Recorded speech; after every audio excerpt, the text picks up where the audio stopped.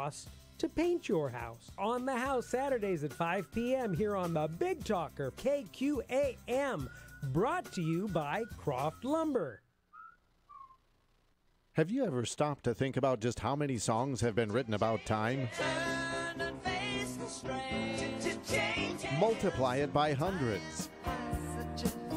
And that's the number of timepieces at Scott Child's Old Time Clock Shop. Scott Child's Old Time Clock Shop. 1946 West 13th Street North in the heart of Riverside. This is a Steckline Communication Station, K273CX, FM 102.5, and AM 1480 KQAM, Wichita Proud. It's time for your latest news from the KQAM News Center. Brought to you by Continental Truck Accessories, 6701 South Broadway. Show your truck some love with Continental Truck Accessories. Good morning, I'm Stephanie Austin. A Hayesville Elementary School will be closed today. Officials at Oakville Elementary School say there will be no class due to a mechanical issue that could not be fixed in time. There's no word if the after-school activities are affected. One person was injured last night after a rollover accident on East Kellogg. Around 8 p.m., a vehicle traveling west on Kellogg near Grove Street ran into the median, causing the vehicle to roll over. Police say at least 2 suspects ran away from the scene, leaving behind one person who was later treated for minor injuries. The on-ramp from Hillside to Kellogg had to be shut down for a short while. A Wichita man has been sentenced to at least 51 years in prison for sexually assaulting 3 children. In October 2017, 35-year-old Anthony Kramer pled guilty to 3 counts of aggravated indecent liberties with a child and 4 counts of sexual exploitation of a child. It's time now to send it over to the sports desk.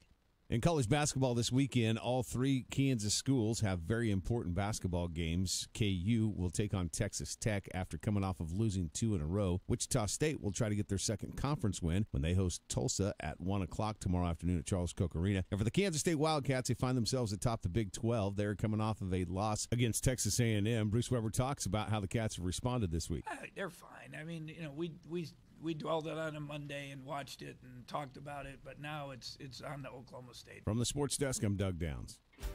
KS State Bank is ready to help welcome you to your new home. Our team of lenders will help find the best solution for you with lending options that include VA, FHA, renovation, jumbo loans, and our new Heroes program. Plus, we offer competitive rates, low fees, and experience and service you can rely on. To learn more about KS State Bank home loans and apply online, visit our specialized website at homeloans.ksstate.bank. KS State Bank, member FDIC and equal housing lender. Soon, we will be hearing the chirping of birds and feeling the warm sunshine. Wouldn't it be nice if you were ready with a brand new deck from Burwell Construction? Now's the time to plan for spending time in your backyard, and Burwell Construction has done it all. From mini decks and small patios to outdoor eating areas with gazebos. To enjoy your backyard this spring and summer, the logical choice is Burwell Construction. Online at burwellconstruction.com. If it's built well, it's Burwell. Burwell Construction. When you look around, you might feel pride is in short supply these days. Everything's being disrupted. The rules are changing. Everyone's scrambling to be the next flavor of the month. But at Ford, we don't measure in months. We've been around for 115 years, and we know the only constant is change. So, disruption? Yeah, it's what we do every day. It's also what's led us to build the world's first affordable car, the most beloved pickup truck on the road, the iconic American sports car, and the SUV most people think of when they think of an SUV. We know America was built on the backs of families like ours, so we still take pride in what we build and how we build. We even take pride in taking pride. And the world could use a little more of that right now. Because if you don't believe in what you're doing, why do it at all? Build Ford proud.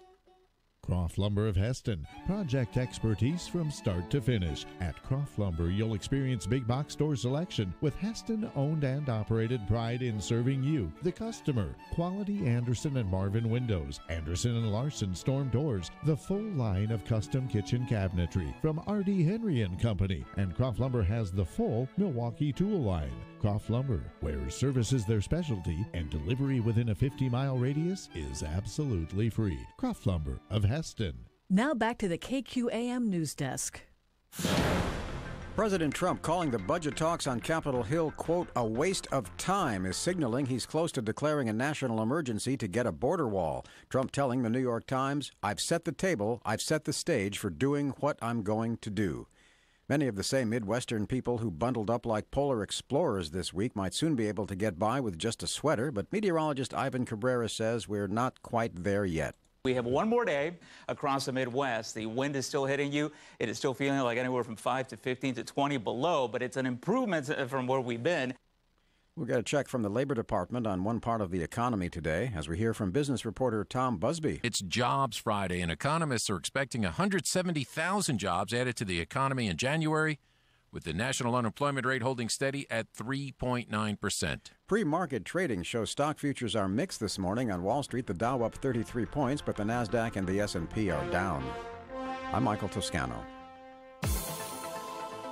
Your local weather on KQAM. Brought to you by Hatman Jacks. Amazing headwear for women and men. At the Clock Tower in Delano, Hatman Jacks. Here's your latest forecast on the Big Talker KQAM. For this morning, some patchy fog, otherwise partly sunny and 48. Patchy fog tonight after 7 p.m., increasing clouds and 40. Tomorrow, patchy drizzle between 7 and 1, otherwise mostly cloudy and 58 with winds gusting over 25 miles an hour. I'm Amp Harrell, and that's your latest forecast on Wichita's big station, the Big Talker, AM 1480 and 102.5 FM KQAM. At 6:06, it's currently 22 degrees. News, weather, and sports, right here on the Big Talker, KQAM.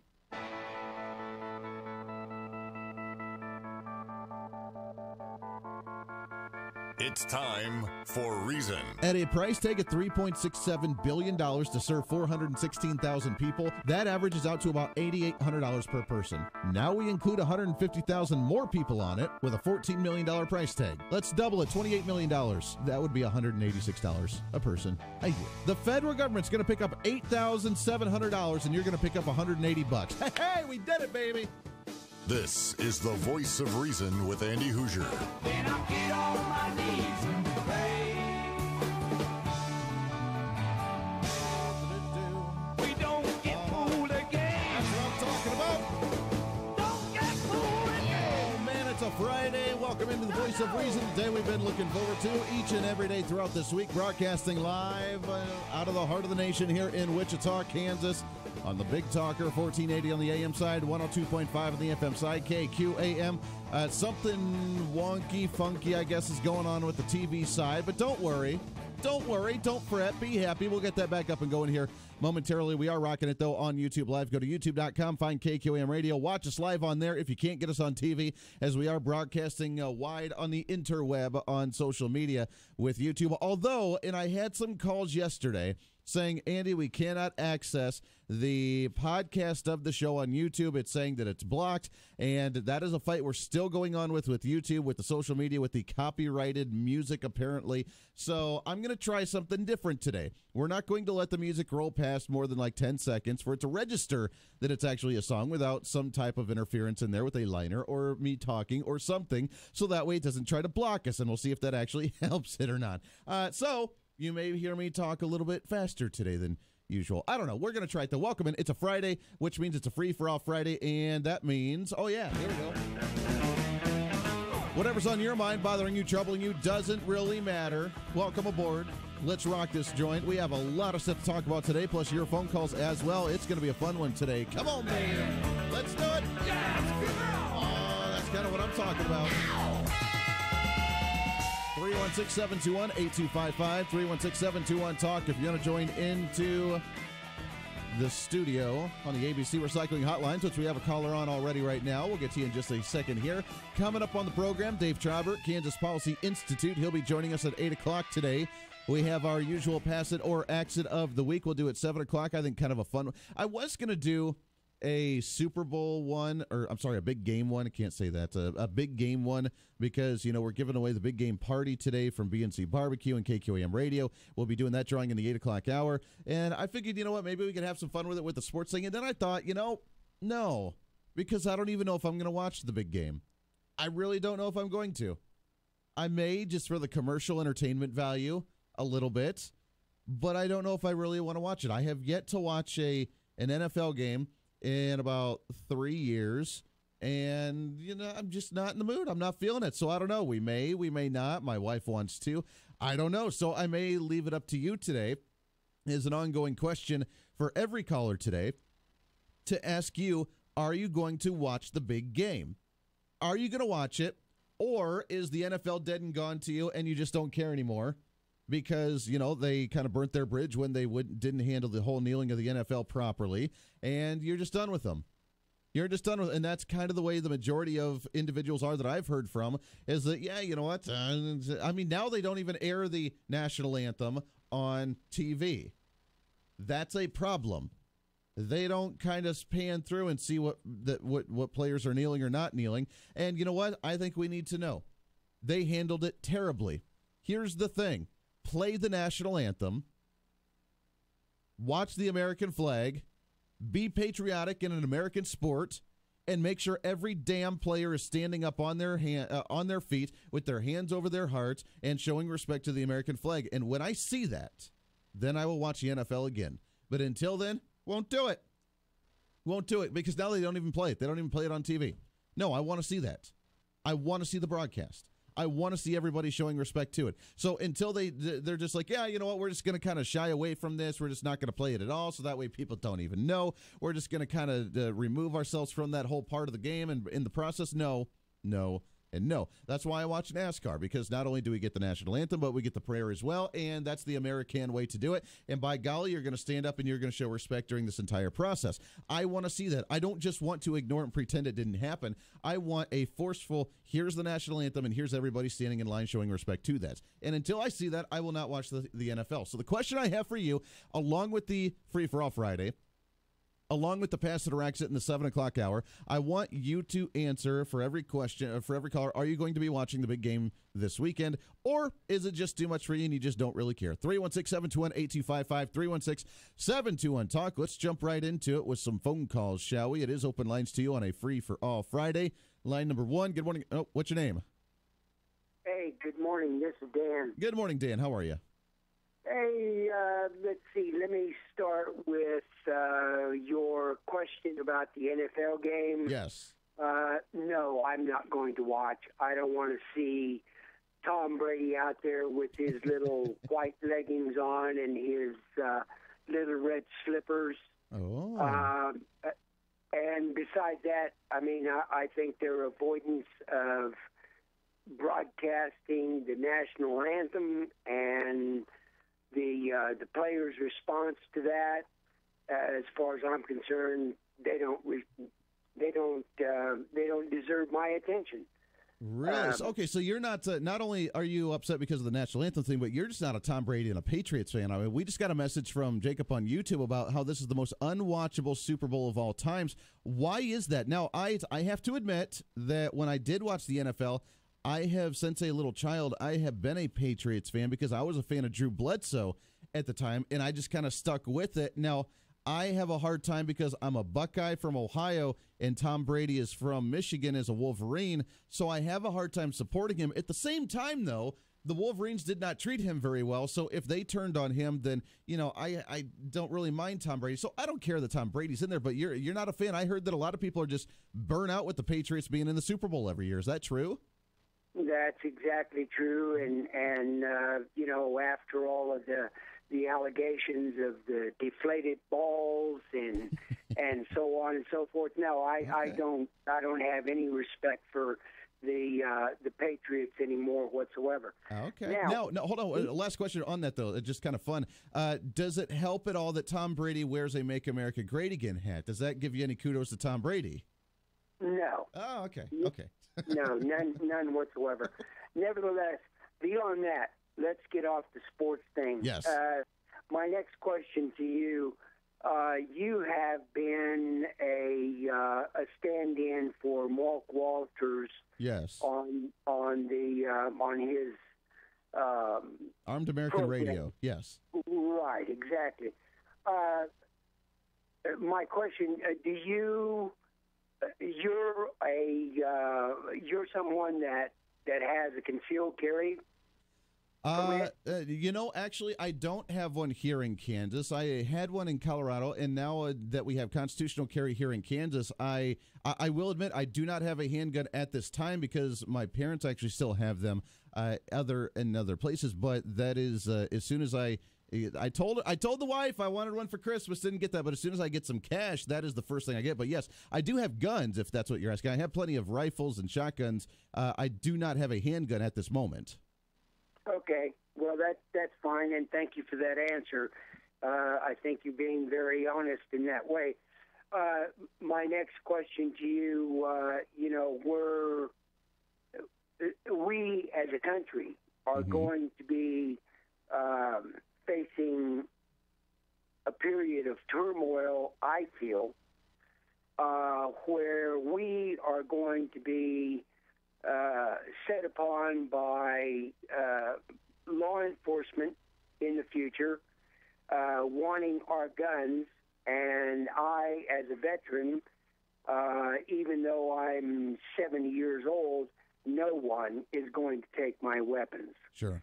And I just need to know, or I would like to know, if you have had conversations with local law enforcement, local legislators that have expressed to you their views as far as what can be done to the general public when people like myself are adamant that we are not giving up our weapons. Sure.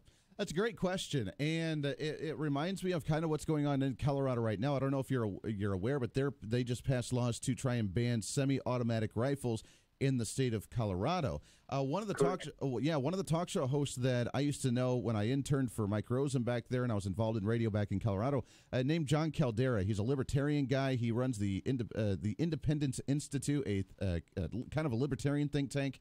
And I've invited him on the show. I don't know if we're going to get him or not, but I've invited him on because he is not giving up his assault rifle at all, and he's been giving updates about how he hasn't been arrested yet. Now, I have not had any conversations with legislators or law enforcement on if something like that were to happen, if kind of what would happen and what the situation would be.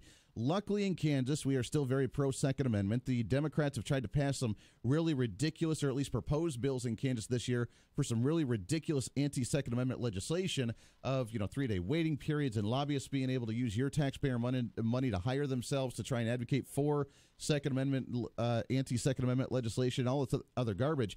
If it came down to and here's my speculation. If it came down to, let's say, down the road, and they did try to actually repeal and get rid of guns, which I don't think that we're anywhere near that time yet, at least here in Kansas.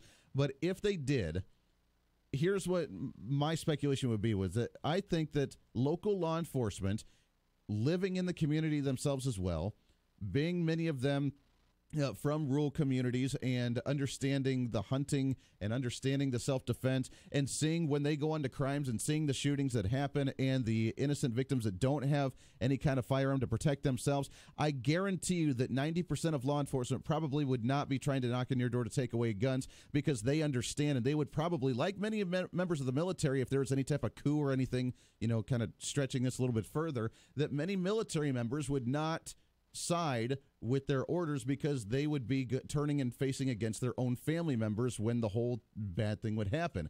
I don't think law enforcement would actually enforce it as much as the government would like them to do so.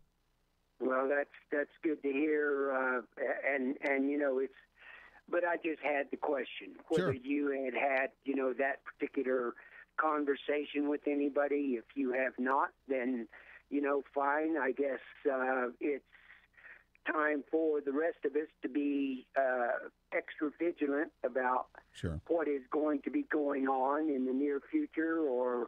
And I will say that, even though I haven't had the conversation with the legislators or law enforcement, I will say publicly on the radio as well that if something like that ever did come down and they tried to ban my shotguns, they tried to ban my handguns when I do purchase them, if they tried to take away our firearms, I would be standing with you and be saying, you know what, come and take it, because I'm not getting rid of my firearms in any way, shape, or form.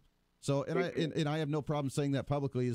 John Caldera is on the radio there saying, you're not going to take my semi-automatic rifle, come and arrest me because I'm not giving it up. The same as Mark Walters had said with his bump stock, even though it's a silly item for a firearm, he's not giving it up, and he's part of the litigation for the federal level trying to stop that ban there as well. I would not give up my firearm if it came down to that.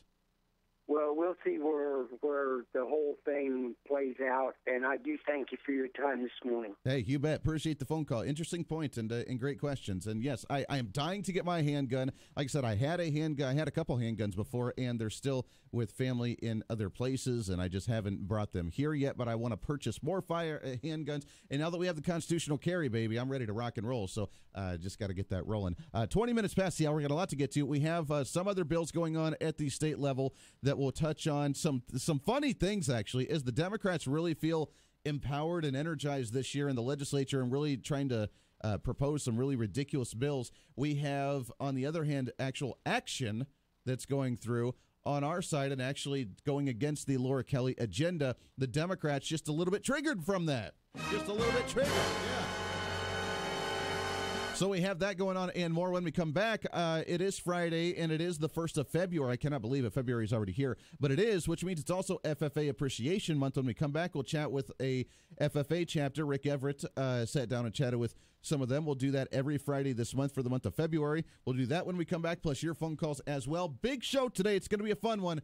Don't go anywhere. The big question today, are you going to be watching the big game over the weekend, or does the NFL not entice you anymore because of what they've done and how they've handled certain issues within their organization? Got to take a break. 21 minutes past the hour. This is The Voice of Reason. The Voice of Reason with Andy Hoosier.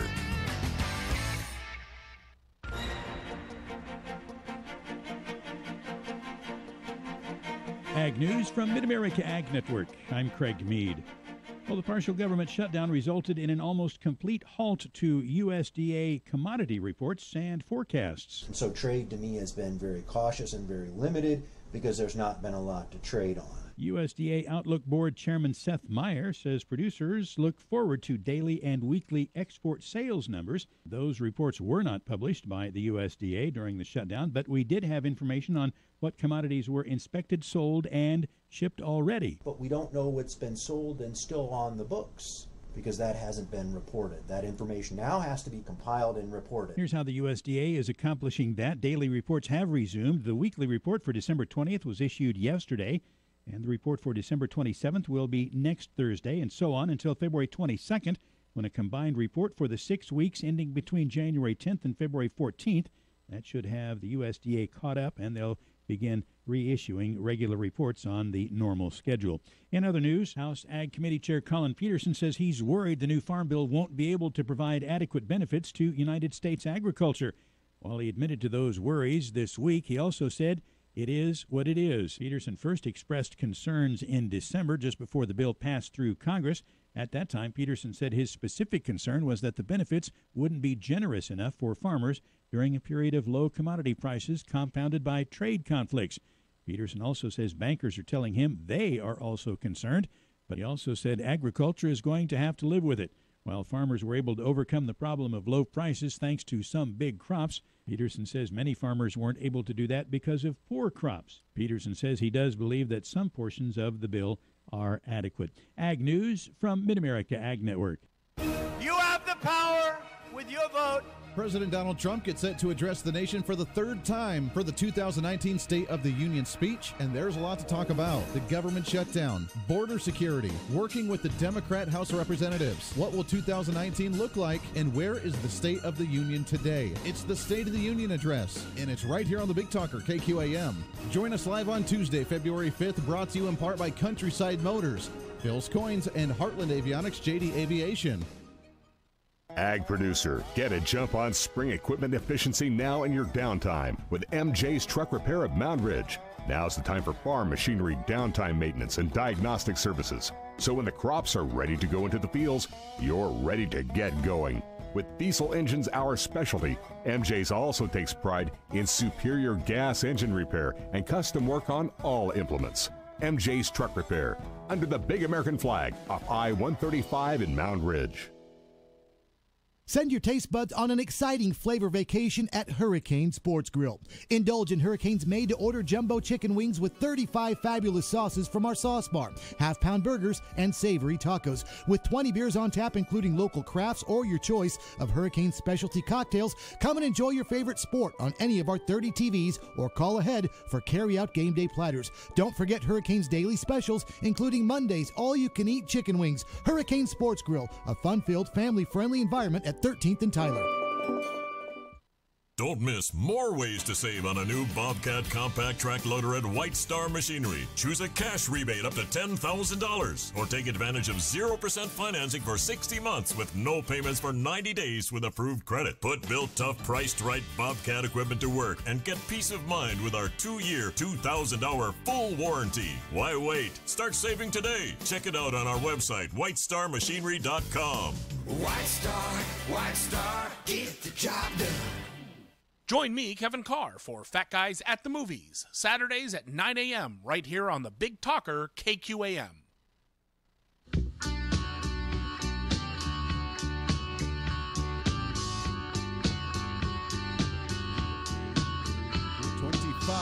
Minutes past the hour. Welcome back into the Voice of Reason. Great to have you along for the ride today on a Friday. It is a free-for-all Friday. Welcome in. Also, it is our FFA Appreciation. As you know, the month of February is FFA Appreciation Month, and we want to celebrate the FFA chapters all over the state of Kansas and beyond that as kids, learning some really great qualities from that, which we love. Our FFA on KQAM brought to you by Comark Energy Co-op, the Kansas Wheat Commission, and MJ's Truck Repair in Mound Ridge, Kansas. Rick Everett sitting down with some FFA chapters. Week number 1 of the FFA right here on the Voice of Reason. This morning we're visiting with the folks in Butler County at Blue Stem High School. FFA instructor Casey Kiefer on the line. Casey, good morning. Good morning. Your involvement with FFA as a chapter, and how big is the chapter at Blue Stem High School? Well, I am the advisor. We actually started the program in 2015 is when we got our charter. We currently have 55 members, some more participating than others, but we have a pretty strong base and a really good officer group this year. Now, in Butler County, I had initially reached out to El Dorado High School, and they didn't have an FFA chapter. Yes, in Butler County, we're the actually second chapter to be formed. Flint Hills High School in Rosalia started the first one in Butler County, and we have done the second. So, yeah, it's not in all the schools here in the district. Now, as an FFA advisor, did you grow up in an agricultural environment? Yes, I did. I didn't have FFA at the schools that I attended, but I have been living on a farm and ranch my entire life. And with the Blue Stem chapter being 3 years old, how have you seen it take off with such a young chapter? We've seen a lot of community support lately. Everybody's interested in what we've been doing.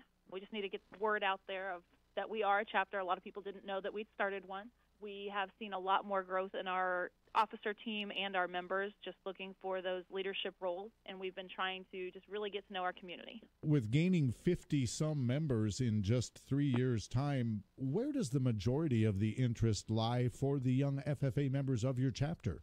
I think it's mainly just something they are around a lot, and there's a lot of the competitions that they're interested in, because even having to do with ag, the communications and different contests that we go to really strike a lot of interest areas, I believe. And you've got a couple of officers of the Blue Stem High School FFA chapter with you. The first one we're going to visit with is the president of the Blue Stem High School FFA chapter, and that would be Paige Fisher. Paige, good morning.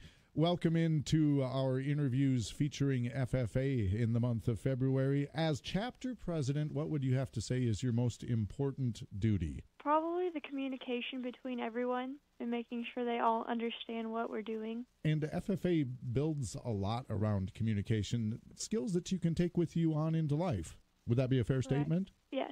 Now, are you a sophomore, junior, senior? Where are you at in your schooling right now? I am currently a junior. What would you say is the most important skill that you pick up with FFA? Getting over my shyness would probably be the big thing over it, because the communication that you have to talk to all of your members is important. So if somebody came up to you and they were under the belief that FFA is just about cows or sows or plows, what else could you tell them that the organization has to offer? FFA is now more than just farming materials. It's not just Future Farmers of America. It's the National FFA, so it ranges to everything that you can go into. Thank you very much, Paige Fisher, President. There it is, Rick Everett with the FFA chapter. For there, we appreciate them coming on, and always great time with FFA Appreciation Month, always celebrating what the kids are doing. I tell you what, from not only agricultural stuff, but then debate and forensic and public speaking and everything else that they do. It's pretty fantastic. We appreciate that very much. FFA Appreciation here on KQAM is brought to you by Comark Energy Co-op, Kansas Wheat Commission, and MJ's Truck Repair in Mound Ridge, Kansas. We'll take a break. Bottom of the hour news coming up. When we come back, we have some state issues that we'll address to wrap up this week. There's been a lot of them, and we've covered some of them briefly, but we want to spend some time on it, get your thoughts on some of the legislation going on. Your thoughts as well. Open lines to you on whatever you want to talk about. Plus, we may try and touch Missouri coming up with a bill that I think that we should look at and maybe adopt from our own as well. Maybe they got it going on. We'll do that and more when we come back on a Friday version of The Voice of Reason right here. Here's the latest from the KQAM News Center. President Trump has told the New York Times the current budget talks between Democratic and Republican leaders to avoid another shutdown 2 weeks from today are, quote, a waste of time. Mr. Trump telling the newspaper he's prepared the country for a declaration of national emergency to build a border wall. I think I've set the table very nicely. Democratic New Jersey Senator Cory Booker wants to run against Trump in 2020, telling supporters in a video released a short time ago that he's a candidate for president. I believe that we can build a country where no one is forgotten. No one is left behind. Where parents can put food on the table, where there are good-paying jobs with good benefits in every neighborhood. Booker is a former mayor of Newark, New Jersey. Forecasters are telling folks in the Midwest they could see a rapid thaw coming, with temperatures climbing by as much as 80 degrees. Such a drastic change just days after Arctic conditions could create problems such as bursting pipes, flooding rivers, and crumbling roads. Mixed stock futures on Wall Street now. I'm Michael Toscano. 36 days. That's how long it takes the average company to find their next hire. Glassdoor can help you quickly find the right job candidate in half the resumes. From 62 million job seekers, Glassdoor only matches you with qualified candidates who have the skills and experience your small business needs to grow. And Glassdoor hires are committed. They're 30% more likely to stay with your business longer. Go to glassdoor.com/hire. Glassdoor. Find the right fit for your business. At CarMax, when we say we buy all the cars, we mean it. Over the last 20 years, we've purchased millions of cars from coast to coast. In the last year alone, we've bought a mountain of Mercurys, an armada of Nissans, a ton of Titans, an ocean of Pacificas, and a sea of Siennas. Not to mention a few Hellcats and a couple of Tornadoes. So no matter what you're selling, CarMax is buying. And we'll buy your car even if you don't buy ours. CarMax. We buy all the cars. Mid-America Network News. A man arrested at a Kansas storage unit with his 2 children and his dismembered wife's body has been convicted of 3 felony counts of sexual exploitation of a child. 36-year-old Justin Ray said that he dismembered his wife, Jessica Ray, after she died giving birth at a Kansas City hotel in October of 2017. He was arrested with the couple's newborn and 2-year-old at a storage unit in Lenexa. He has not been charged with the killing of his wife. Sentencing is set for March 27th.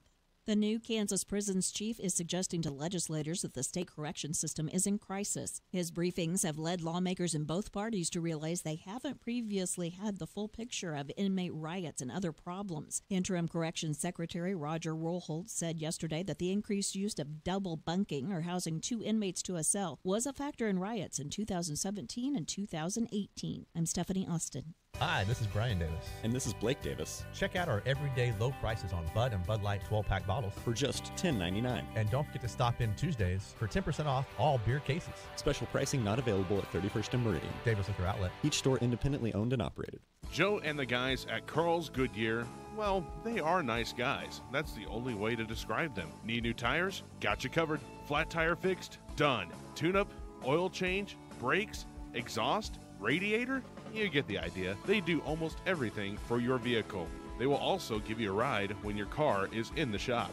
Nice guys who know auto repair, but above that, they know people and treat them like they would want to be treated. Carl's Goodyear, right on the corner of Market and Waterman, 264-5385.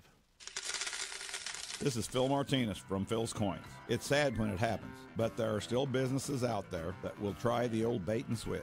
They'll promise you one thing to get you in and then deliver far less, or something totally different once you're there. At Phil's Coins, when we say we buy, sell, and trade with honesty and integrity, that's exactly what we mean. In fact, I encourage you to shop the competition first. It will make doing business with Phil's Coins like a walk in the park. Phil's Coins, 9344 West Central. Hi, I'm Blake Davis with Davis Liquor Outlet. Check out our special price of just $10.99 on Coors Light and Miller Lite 12-pack bottles. And don't forget Tuesdays, 10% off full beer cases. Special pricing excludes 31st and Meridian location. We are Davis Liquor Outlet. Each store independently owned and operated. Here's your latest forecast on the Big Talker KQAM. For this morning, some patchy fog, otherwise partly sunny and 48. Patchy fog tonight after 7 p.m., increasing clouds and 40. Tomorrow, patchy drizzle between 7 and 1, otherwise mostly cloudy and 58 with winds gusting over 25 miles an hour. I'm Amp Harrell, and that's your latest forecast on Wichita's big station, the Big Talker, AM 1480 and 102.5 FM KQAM. At 6:35, it's currently 23 degrees. Call the Voice of Reason now on the ABC Recycling phone lines at 721-8255. This is the Big Talker, KQAM.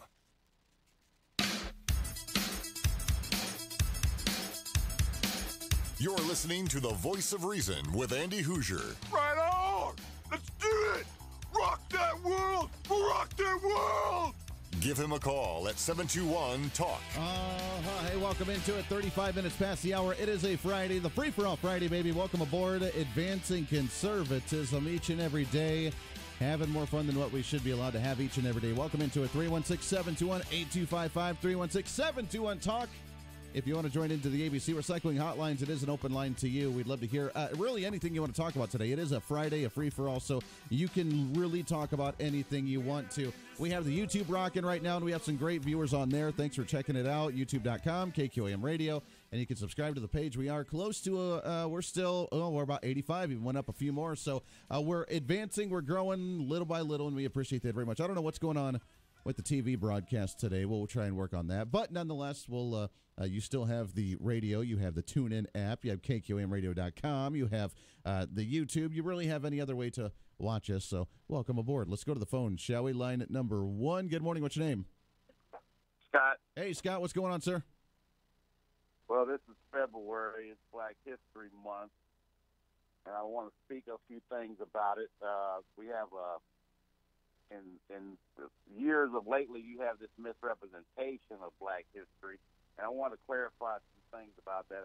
One of the things they're trying to do is have some kind of 400-year celebration of Black history, and they're talking about 1619, and that's really white people's history because Black people came here like in the 12th century with Mansa Musa bringing his caravans over here and encountering with the Almac Indians, and that's why they got the giant Almac heads there in Central America. Even if you're talking about the 48, I mean, you had Black people here who came here, even with the Spaniards, to explore this area of the continent. If you talk about a good reference of that, you can look at books like W.E.B. Du Bois's books, John G. Jackson's books, Benjamin Quarles' books, even the first Prime Minister of Trinidad and Tobago, Eric Williams, Capitalism and Slavery. He gives you better numbers because they're trying to say something. There was under 500,000 people who were brought here from Africa, and that's the BS there. because there were millions and millions of people who were brought over here, and a lot of them didn't make it. They died in the process of getting here. Sure. So one other thing they did is here locally they had a Black Chamber of Commerce talking about Harlem Night, and they talk about come in your authentic Cotton Club attire. And the Cotton Club was an exclusive because the cotton meant white. You could only come to the Cotton Club if you were black, if you were there working or entertaining, which is, working again. So to tell black people to come in a Cotton Club attire is like telling them to go to the Klan meeting in a sheet. It doesn't make any sense, but that's because those people didn't have an understanding of black history, so it's important to know it. Very interesting. I was not aware of some of that stuff, and I appreciate the insight there. And you're right. I mean, February is Black History Month. What gets me, and I don't know, look, as we try and fight the discrimination, the differences, the divides, the racism that goes on in the country, that I admit is still there, not nearly as much as what it used to be, but it's still there, and we're still working in the right direction, I think. But to me, the only way we're going to ever solve this, and I've told you this many times before, is that we don't mention race. And we understand, as you mentioned, the history and the culture and the traditions of everybody. We understand them, but we don't parade them around per se. And for like Black History Month, I'm fascinated by learning the history of different cultures. But to celebrate an entire month, I mean, do we have an Asian History Month? Do we have a Native American History Month? Do we have and not just like a white history month, but like a German history month and an Irish history month and that sort of thing? I mean, do we have other ways to celebrate as well? Or is that do you think that even that type of mentality goes in the wrong direction with showing divides in the nation as well? Well, see, what you have to understand is, black history is, at least when you're talking about the Americans, it's an American-type history that it was omitted from the regular textbook. So that's why you have to take a special effort to bring it out, because if you were just going to say, okay, well, we're going to talk about everyone's history, you would have a lot bigger history book, and rightfully so. Well, I agree, and I think that there's a lot of history that I think we're missing out on, and that it's been changed and completely erased. I mean, if you want to talk about missing history, we need to talk about the devastation that FDR did with, tax reform and social programs and safety nets, as opposed to just saying, he's the great savior that got us out of the recession, which just really isn't true to a degree. So you're right. I mean, there's a lot of history on many fronts that we're completely missing out on, and I think that's one reason why young kids are so screwed up in today's times. Well, one thing about it is that what I find is that when you have teachers like in Carmichael, California, who will dress up in African clothes and then put on blackface and try to talk about black history, they're misrepresenting their culture and they're misrepresenting our culture. Because the teacher who did that, the funny thing about it is she was talking about Stanley Livingston, and he was a white guy. So, I mean, like, how are you talking about that and still talking about black history and then putting blackface on when you know that that's what these people did in the minstrel days to make fun of black people? So it's kind of like you were contradicting yourself. The late teacher did this. Interesting. And let me ask you that, and I don't mean it to go in the wrong direction here, but this whole blackface thing, I mean, I don't understand it. I don't get it. But if someone dresses up as, for a superhero, let's say like the Black Panther for Halloween, is that really discrimination against a black person because a white person dressed up like a black character, and that's apparently offensive? I mean, wouldn't that be something proud of, hey, you know what, that the Black Panther's a really great superhero that kids want to be, and therefore they want to be like that person? Isn't that something to be prideful of, as opposed to saying, oh, how dare you try and use our culture? I mean, I don't understand that. That's not a problem. If you're going to dress up in the costume of the Black Panther and you're white, there's no problem with that. But don't try to put on blackface. Then you're misrepresenting it. But isn't that the same thing? No, it's not. It's not. It's just like if somebody. I mean, I know they did it in the past for negative reasons, and I don't agree with that in any way, shape, or form. But if you're saying, hey, for Halloween, I want to be Denzel Washington because I think he's a really cool guy. I love his movies, and I want to be Denzel Washington, and I dress up like him. Is that offensive?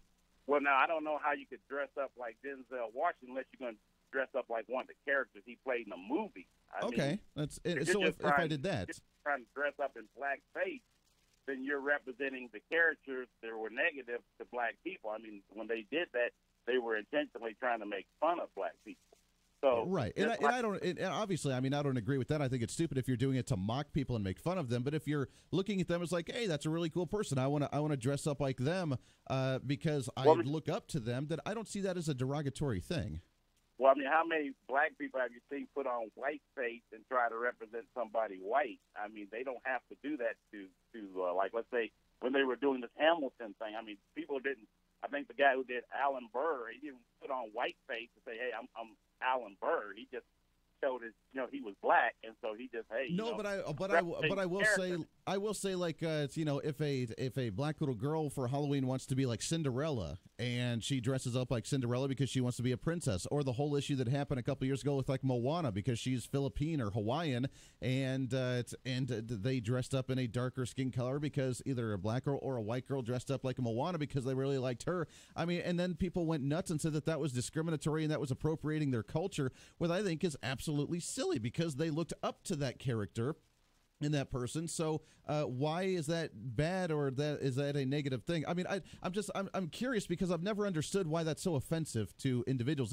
If someone said, hey, you know what, I want to be like Andy Hoosier. He's a cool guy on the radio. I love him, and I want to have the crazy rocker spiky hair and wear a rocker shirt and have a beard and be glow in the dark white like he is, then I would not be offended by that. I'd see that as something appreciative. But like I say, if historically, when white people put on blackface, just like Bing Crosby, he done that. Bing Crosby used to be the singer, white guy, and he put on blackface before. But I'm just saying he was doing it to insult black people. Right, now, you're absolutely right. Like that, you're insulting black people. This teacher here, she should know better because, like I say, if she was supposedly teaching black history, then she should have knew about minstrel shows and about putting the blackface on. All of that's offensive. Now, if you want to represent somebody outside yourself, you can. If they had a certain clothes or something, that's one thing. But I mean, to try to put your skin color like that's no. You just be yourself, and that's good enough. Interesting. All right, Scott, I appreciate that. That's a lesson I'm very curious about. And again, not to be on the negative side of any of that. I'm just trying to understand that. And you're right. I mean, if people are doing it for the negative reason to try and mock individuals, and obviously that's a very bad thing, and I would not support anything like that. That doesn't make any sense to me why you would mock someone like that. But I think we've gone into a society as well to where people don't intend it to be a mocking fashion, but yet then people take offense to it because we live in the snowflake generation to where everybody's offended by everything. So that's why you see the stories of like, oh, yeah, a white girl cannot be Moana because how dare she try and be a different skin color and be a little bit darker? How dare that a white girl try and be a black princess, or a black girl try to be a Cinderella or Snow White with a white princess, and that's offensive and you can't be doing that. And, that's just silly. So even when people don't intend it to be an offensive manner because they look up to the person, then all of a sudden it's taken offensive. So I agree with you in the sense that if it is actually in a mocking manner to try and make fun of them, then yeah, that's stupid and that's wrong and that's a very bad thing to do. But I think today's times, most people don't even try and do that, and then it just gets taken offended because people are living in a very snowflake kind of mentality and very unsettled and very mentally unstable in today's times. Appreciate the call, Scott. I think that's a great discussion, and I was very interested by that. I never kind of learn a little bit more every day. What do you think? Who set these rules, by the way, and what you can and cannot do? This is craziness. Let's go to the phones. Line number 2. Good morning. What's your name? Hello. Hey, this is Dan again. What's going on, Dan? Hey, this guy making claims about being so lily white about his perceptions of racism and so on. I mean, it's totally ridiculous. So many things have happened in our past. It's not even funny. It's not even worth discussing, actually. We got to remember every nation as well. It's not just the United States being like, oh, the United States, we really screwed up in the past. I mean, yeah, we have. We made mistakes along with everybody else because why? We're human, and we've evolved, and we've learned on what's okay and what's not okay. I mean, there were travesties that happened with individuals being brought here by force from all over the world, mind you, not just from Africa, not just from black communities, but there were people from all over the world. I mean, we enslaved Chinese people, to build the railroads in the Western expansion as well when we were, right after the Civil War. I mean, that was happening as well, along with the Trail of Tears with the Native Americans, along with the Irish that were treated terribly here in the Americas, even before the black communities were brought in. I mean, we've made so many dumb choices and done things. Now, some of it was because of that was just the time, and that's the position that humanity was in at the time, which doesn't make it right, but that's the way it was. And guess what? We've grown and we've learned and we have experienced and we've realized our errors of our ways since then. So I think we should be very proud of the sense that we've grown from where we were, and we should hype that up and teach what we've done in the past and understand it, but then realize where we are now and how prideful we should be because of that. Yeah, exactly. My own generations, my own ancestry is Native American. Sure. My father was a Pima Indian from southwestern Arizona. Okay. And, we went through all of that discrimination, and you couldn't be hired by the United States government because you were an Indian, because you were not white. And I'm sorry, but if you also could not be hired because you're black, well, I think what you should do is you should go out and protest and say that you're a victim now, so everybody can take care of you. I mean, that's the way we seem to do it, not just with the skin colors today, but we do that apparently now with genders, and we do that with sexual orientations, and now everybody's a victim. So we should just say that we've been discriminated against. No, that's total bullshit. All right. Hey, hate to cut you off, but hey, FCC, my friend, what are you doing? Come on, man. Appreciate it, though. 316-721-8255, 316-721-TALK. Let's take a break, wrap up hour number one. Lots more to get to. We got some legislation I do want to touch on before the end of this hour. We'll get into our pass it or exit for hour number two. Big stuff going on. Your phone calls as well. Hate to cut you off there, but what are you doing, man? Come on. Got to take a break. You're listening to the Voice of Reason with Andy Hoosier. Market information, Mid-America Ag Network. I'm Craig Mead. Good morning. Well, the last day of January 2019 was not a good day for the ag futures markets. We saw negativity practically everywhere we looked as we got to the end of the day. Kansas City wheat flopped both sides of unchanged through much of the day, finished lower. March KC wheat down 3 1/4 at $4.99. May down 3 1/4, 508 3/4. Corn did not fare well. March corn down 4 3/4 at 376 1/2. May down 4 1/2 at 385 1/4. All the later months were lower as well. Soybeans looked early on like they were going to have a decent day, but it began to erode not long after the open, and things just continued to slide downhill. March beans down 5 3/4 at 915 1/4. May down 5 3/4 at 929 1/4. 4, 5, and 6 cent losses in the remaining months too. March soybean meal down $1.10 at 310 even. May down $1.10 at 314. Soy oil was down. March was at 30.17, down 25 points. May was at 30.48, down 26 points. So not a good look across the soy complex. Just couldn't seem to get anything going with grains and soybeans anywhere. Live cattle, February down 135, 124.80. April down 175, 126.30. January feeders wrapped up at 142.10, down 27. March feeders finished down 175 at 142.55. So a tough day all across for cattle. Each of the later months was down. Hogs had an awful day. February hogs down 120 at 56.25. April hogs down $2 at 60.22. So it was really kind of an ugly day across the livestock complex on Thursday. And cotton was mixed. March cotton up 4 points at 74.40, but May cotton was down 8 points at 75.66. Just kind of a tough day for the futures on Thursday. We start a new month today. Market information from Mid-America Ag Network. Winners don't wait for chances. They take them, seizing opportunities that come their way, having the courage necessary to make the game-winning play when it's all on the line. It's what sets us apart from the rest. Your home for K-State Wildcat basketball is right here on the K-State Sports Network. Your Kansas State Wildcats head south to Oklahoma State on Saturday. Tip-off at 5 p.m., pregame at 4 p.m. right here on the Big Talker, KQAM. can't handle the truth. Hi, this is Phil Martinez at Phil's Coins. At the shop, we talk all the time about honesty and integrity. And in our shop, we've decided that honesty means nothing without integrity. So what I would tell you is that if you didn't bring your coins to Phil's Coins, honestly, you didn't get enough money for what you have. Come see us at Phil's Coins, 9344 West Central, or online at philscoins.com.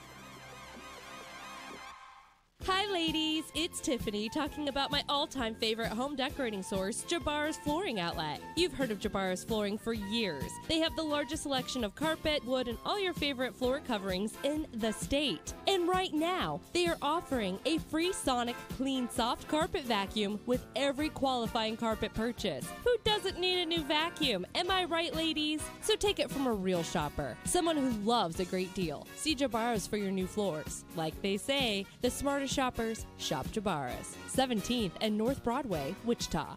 The Laundry Station in Wichita is Kansas' premier laundry services provider. The Laundry Station has machines for all of your needs in the Wichita area. In fact, the largest machine can handle 10 loads at a time. And for those of you who are not do-it-yourselfers, the Laundry Station's premium wash, dry, fold service allows you to drop off and pick up your laundry the same day in most cases. Conveniently located in the heart of Wichita, on Oliver at Kellogg. The Laundry Station, and online at thelaundrystationks.com. When vehicle manufacturers throw around the word rebate, we almost become numb to it. But when the federal government uses the word rebate, we all pay attention. This is John Sidoric with Heartland Avionics at the Augusta Municipal Airport. And right now, the federal government is offering a rebate of $500 for your ADSB installation. Call for details and to schedule an appointment at Heartland Avionics, 316-733-4060. I am a customer of Scott Child's Old Time Clock Shop at 1946 West 13th Street. In the heart of Riverside, Scott Child's Old Time Clock Shop is the premier clock shop in Wichita, and that means a wide selection of clocks for sale. Hundreds of clocks of every different size and style. And Scott Child's Old Time Clock Shop is also a full-time clock repair shop. He even makes house calls. 267-1925, Scott Child's Old Time Clock Shop. Smart Talk Radio. Expand your mind and your smile with the Big Talker, KQAM.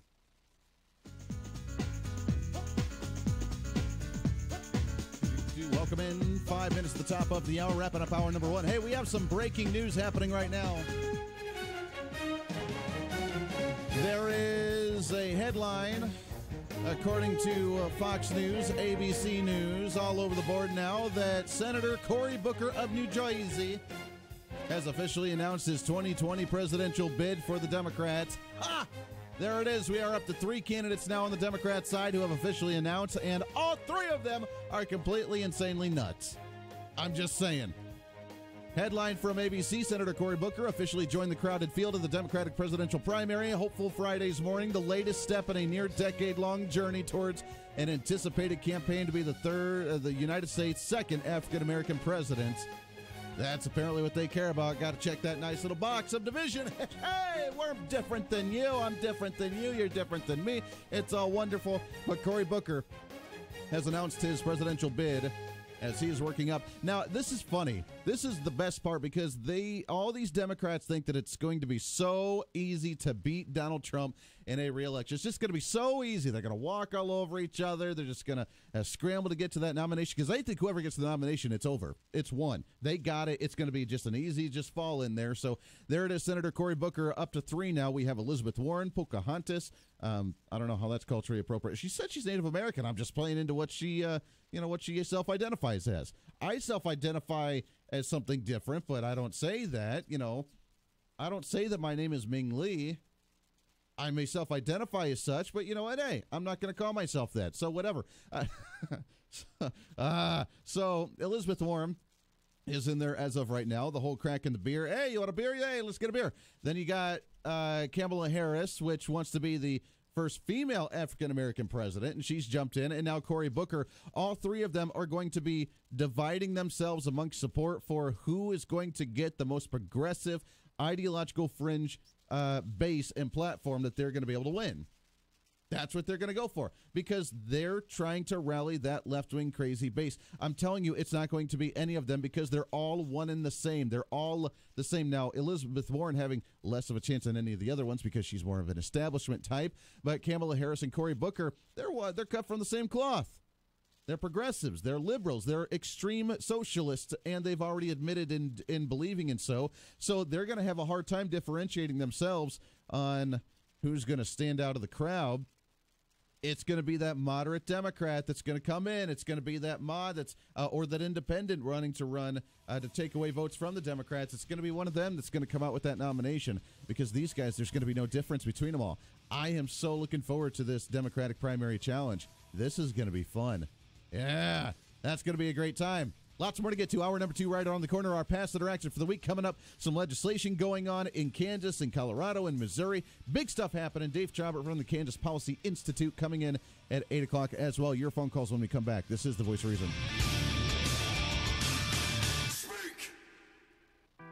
Right now, you've got plenty to do without worrying about putting additives in your diesel fuel. That's why you'll be happy to hear Cenex Ruby Fieldmaster Premium Diesel Fuel is seasonally enhanced for optimal cold weather performance.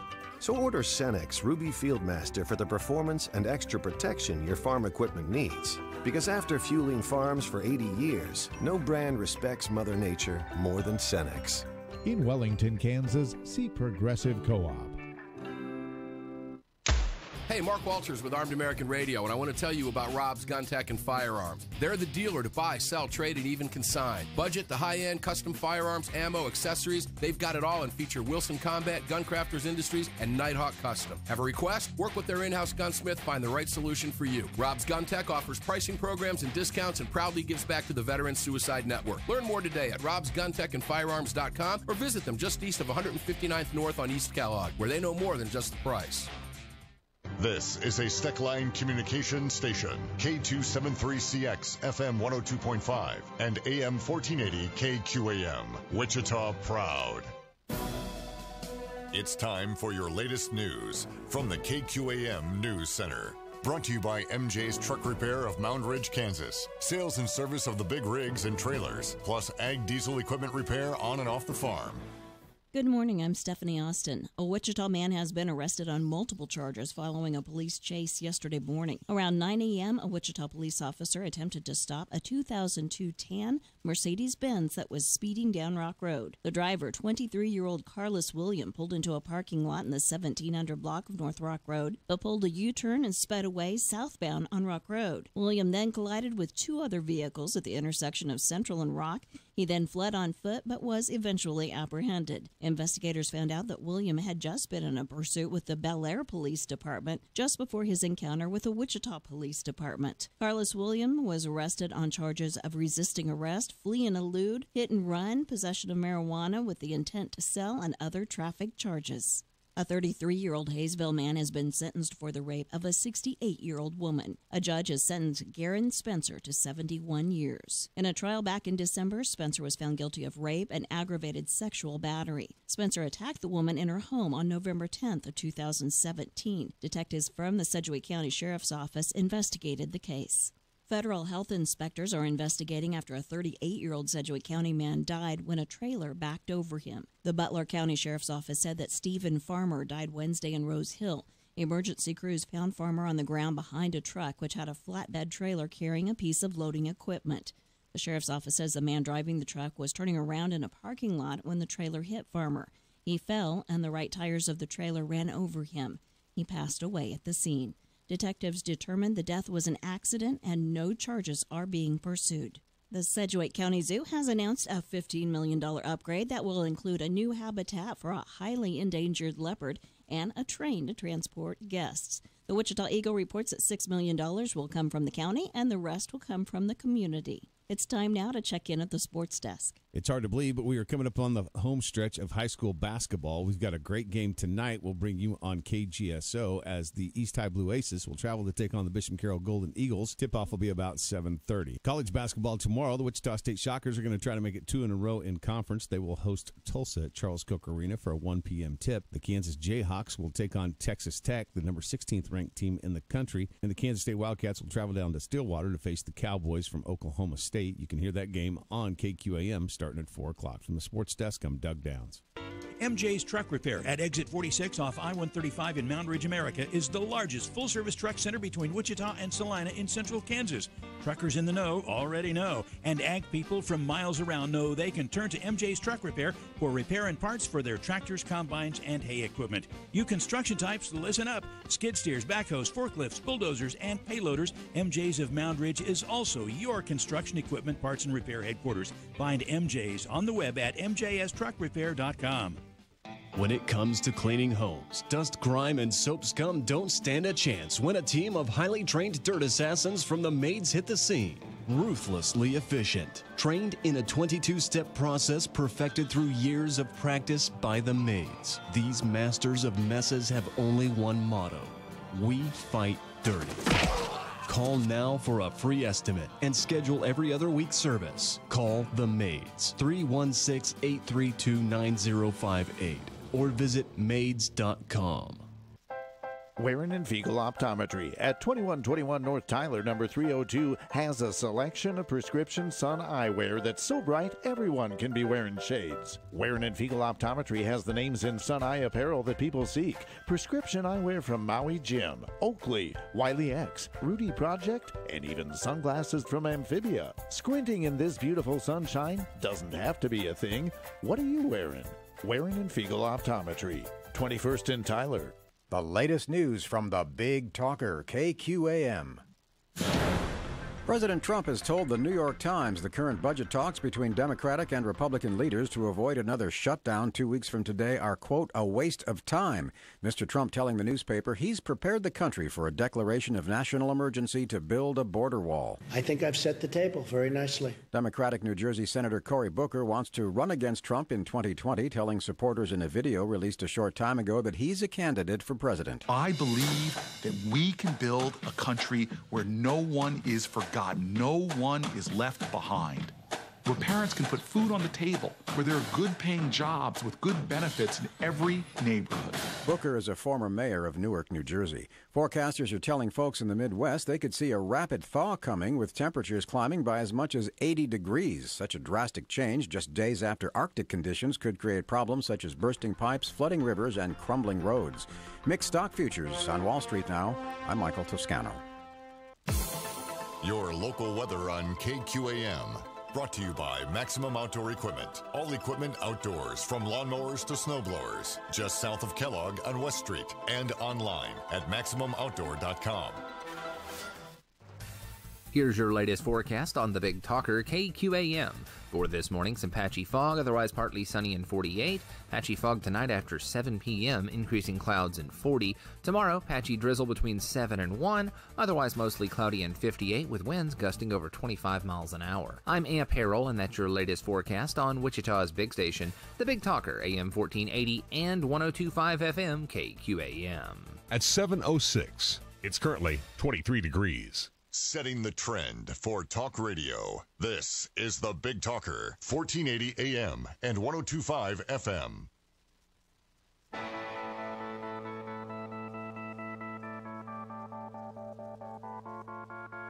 It's time for Reason. At a price tag of $3.67 billion to serve 416,000 people, that averages out to about $8,800 per person. Now we include 150,000 more people on it with a $14 million price tag. Let's double it, $28 million. That would be $186 a person a year. The federal government's going to pick up $8,700 and you're going to pick up $180. Hey, we did it, baby. This is the Voice of Reason with Andy Hoosier. Then I'll get on my knees and pray. All right, let's make this happen, baby. We don't get fooled again. That's what I'm talking about. Don't get fooled again. I am jazzed. I am fired up. I am ready to go. Welcome into the Voice of Reason, hour number 2, broadcasting live out of the heart of the nation here in Wichita, Kansas, on the Big Talker. 1480 on the AM side, 102.5 on the FM side, KQAM. We are not simulcasting right now on TV. The T having some issues, but TV will be back up shortly. Don't you worry. We are on YouTube, though. A lot of awesome hits on YouTube. Check it out, youtube.com. Find KQAM Radio. You can subscribe, watch us live there each and every day. We are on a Friday, which means it's a free-for-all Friday, baby. Come on. Today, whatever's on your mind, bothering you, troubling you, doesn't really matter. Let's have some fun. Let's do the thing, advancing conservatism the way we love to do each and every day. Your thoughts, come on. Let's make it happen. Yes, oh, yeah. 316-721-8255, 316-721-TALK. If you want to join into the program on the ABC Recycling Hotlines, you're more than welcome to do so. Today's the day you get to decide the topic, whatever you want to talk about. Had no intention of going down the road we did in the last half hour, but it was a fun chat. So let's just keep it rolling. This half hour of the broadcast brought to you by Countryside Motors. Just a short drive down the turnpike for big savings, baby. You can check out the Buick and Chevy cars and trucks along with the Polaris, Hustler ATV, and Turf equipment. Countryside Motors. They pretty much have everything you need in Wellington, Kansas, online as well at countrysidemotors.net.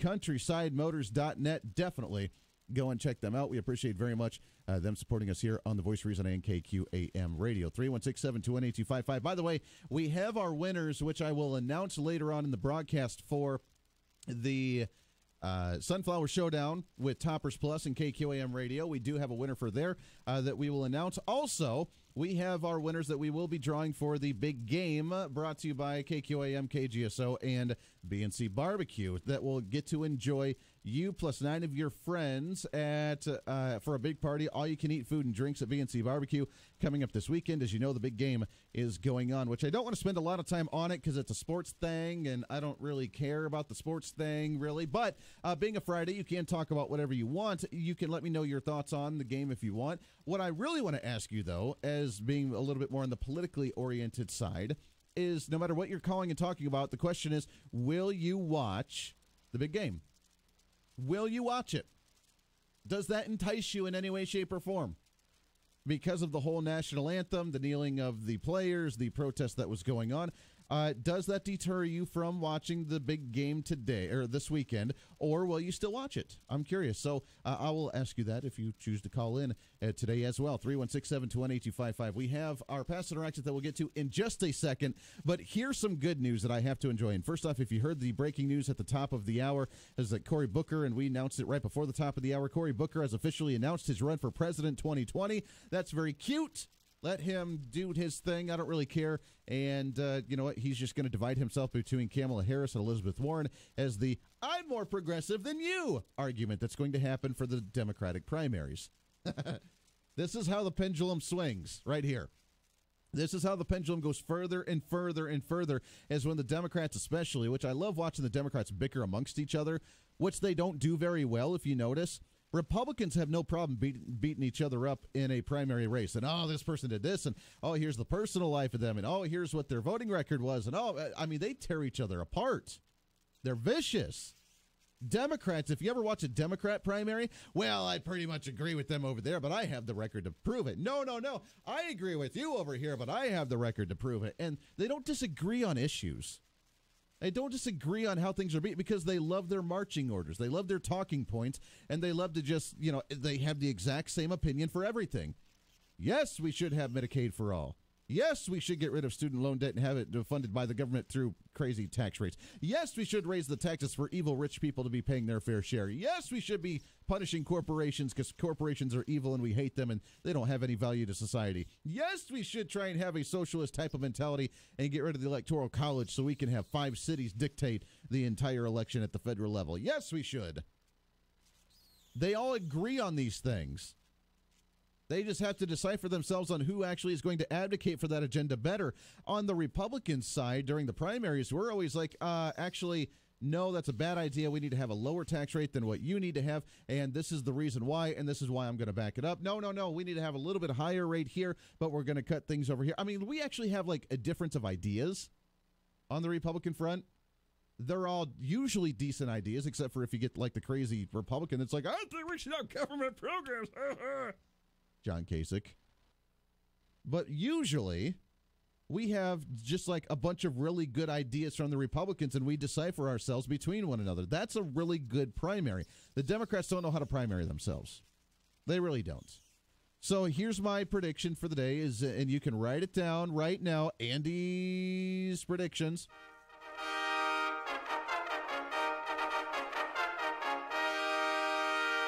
Andy's predictions. My prediction of the day is that the Democrats are going to really not have any other different ideas than what they've already talked about, and they're really not going to decipher themselves differently on the primary race. They're really not. They're going to bicker amongst themselves on who has the better record to do it, but they all agree on what they want to do. Medicaid for all, open borders, higher taxes, hating the rich, the typical Democrat platform. There will be no differences in their ideas. So that's happened at the top of the hour. On the local front here in the state of Kansas, we do have our update for our daily update. Today in Kansas. All right, I'm ready. First off, I find it absolutely hysterical that right now we've been talking about Medicaid expansion and the debate on the budget and Governor Laura Kelly's budget proposal that she proposed with the amortization, if I can talk today, from the CAPERS plans and delaying CAPERS, and even talked about shortening the payments and missing a couple of payments while we have that budget proposal from the governor. And she talks about how it's balancing the budget and how we actually have more money in the bank than ever before in like the last 20 years and how it's going to be great and wonderful. While she's talking about that, we had the Senate panel, the Kansas Senate, that just voted to pay $115 million debt owed to the state pension system. This is hilarious. Because while we're seeing the Democrats yelling and screaming and feeling like, we're going to change things and we're going to do stuff and, we're going to promote our agenda, it's going to be fantastic this year, we had the Kansas Senate just voted with their panel saying, we actually need to make a payment that we missed a couple of years ago. $115 million. We missed a payment, and we're in debt with it, so we need to pay it so that way we can actually keep the pension plan going and moving forward and actually being productive and actually taking care of the people on the pension plan. We need to make a $115 million payment. That wasn't in the cards for Laura Kelly, let me tell you. She doesn't like that. She's not a fan of that because in her plan, she even wants to miss a few payments. If you don't, just like your credit card system, if you don't get 3 months behind, then the creditors don't come after you. You can miss a payment here or there, and then you'll just be one payment behind, and you'll be fine. Don't worry about it. Those are the people that need to take a serious lesson from Dave Ramsey, which you can hear live on KQAM from 2 to 5 every afternoon. Because just, whatever. We'll just miss a credit card payment. Just let it build up. As long as you don't get 3 months behind, then the creditors won't come after us. We'll be fine. Don't you worry. On the front as well, we do have the legislature, the Kansas Senate as well, looking to vote. And it looks like the Kansas Senate either did vote it. They did pass the bill on Thursday for a $191 million tax break, the tax windfall from President Donald Trump's federal tax break. And they passed in the Senate panel, the committee, to get to the floor to give that $191 million tax break back to the people of Kansas. Laura Kelly, again, not very happy about that one. Now, the headline from the Topeka Capital Journal, of course, is, Kansas corporations line up for the majority. Because remember, the word corporation, right there, corporation, people with big money. That is a trigger warning for all Democrats and progressives, and that's the way they, of course, have to do this. So not only is it the Republicans saying, you know what, let's give the money back to the people of Kansas, which is kind of the appropriate thing to do, we had the Kansas corporations saying that we want the money. Now, correct me if I'm wrong, but didn't the media say when we were doing the largest tax increase in state history that the corporations were the ones feeling guilty of keeping their money, so they wanted to repeal the LLC tax breaks? Not the loopholes, because it wasn't a loophole. It was actually legit. But it was a tax break for the corporations and the LLCs. Weren't they the ones, the media and the progressives and the Democrats, coming out saying that they felt really, really guilty having that money in their own pockets, and they wanted to give it to the state because the state's running into a bankruptcy, the state's running into debt, and the corporations themselves, the big businesses, they felt guilty holding on to that money because of those tax breaks. Now, all of a sudden, the evil, terrible corporations working with the Kansas Senate and the evil conservative Republicans, they just voted in the panel in the committee to pass that $191 million tax break to windfall to come back to the people of Kansas. Ho-ho! Those evil, terrible jerks that have big money and the corporations that want their money because they're greedy and they're stingy, not wanting it to give it to the government to spend it for stupid, ridiculous social programs. Oh, the travesty. Oh, man. There it is. The two big issues, two things that are actually moving forward in the legislature that the governor's not very happy about because both of them go against her agenda of just wanting to bankrupt our state. That's the latest from the Kansas Update. Today in Kansas. All right, I'm ready. Man, this is fun. I kind of dig this. I love kind of rubbing the salt in the wound every once in a while. Just every once in a while when the Democrats are so angry, they're upset and fired up from yesterday and a couple of days ago over the abortion bill that was presented here, or the anti-abortion bill here in Kansas, saying that with 21 legislators supporting it, saying that life begins at fertilization and conception, therefore abortion would pretty much be banned across the board, and the Democrats losing their minds over that, to the fact that they haven't been able to get through any of their legislation, from gun legislation, trying to repeal Second Amendment rights, to taxes, to spending, to education. They're not getting anything done. And as I continue to advocate for us to call our legislators and not allow the Medicaid expansion to happen, I've had some very angry messages on our social media post as well, saying, and you cannot believe that you're so against government health care that you'd let 150,000 people die in the streets.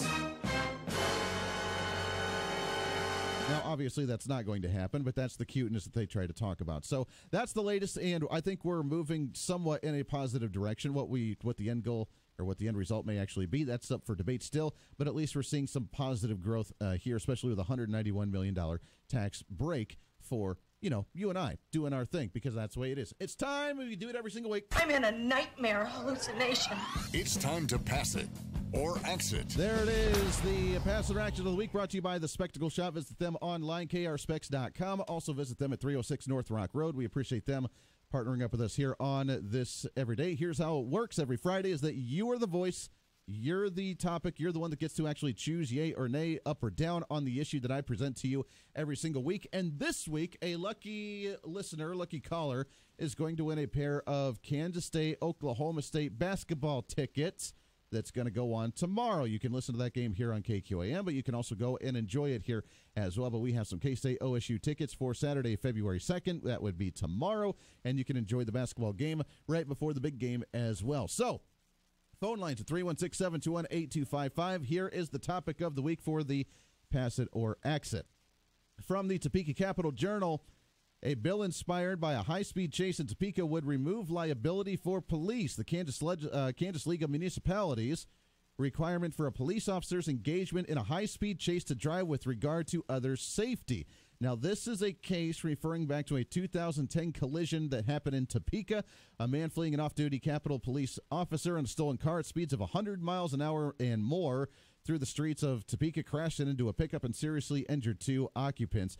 The district court rejected claims of the contending that the officer didn't have a valid reason to initiate the continue of a high-speed chase. So, there's the legislation now to remove any type of liability from officers if they're in a high-speed chase to regards to public safety. Would you support a bill like this? Should police have in the back of their mind the high-speed chase on whether they should continue or pursue or not based on the safety of the public, of anybody else on the roads, or is it their duty to go track down the jerk and go catch them regardless of what's going on the highways? 316-721-8255, 316-721-TALK, Pass It or Exit. Would you support this type of legislation or not? We'd love to hear from you today and get you on here with a Pass or Ax vote. And let's go right to the phones here, shall we? Line at number 1. Good morning. What's your name? Oh, I guess we lost him. All right, let's take a break. I tell you what, 21 minutes past the hour. We'll take a break, get your phone calls when we come back. We'll put it on Facebook as a poll as well. You can email me. You can put it on YouTube. Send me a message on Facebook. Doesn't matter. Let's get you going. Should we have liability or lack thereof liability for the law officer in a high-speed pursuit on our highways here in the state of Kansas? Got to take a break. This is The Voice of Reason. This is The Voice of Reason with Andy Hoosier. Ag News, Mid-America Ag Network. I'm Craig Mead. Good morning. We keep talking about trade in the United States. Defeat in the British Parliament of a pending Brexit deal and a vote to send Prime Minister Theresa May back to Brussels for more talks on a soft Brexit is clouding chances for a United States-United Kingdom trade deal.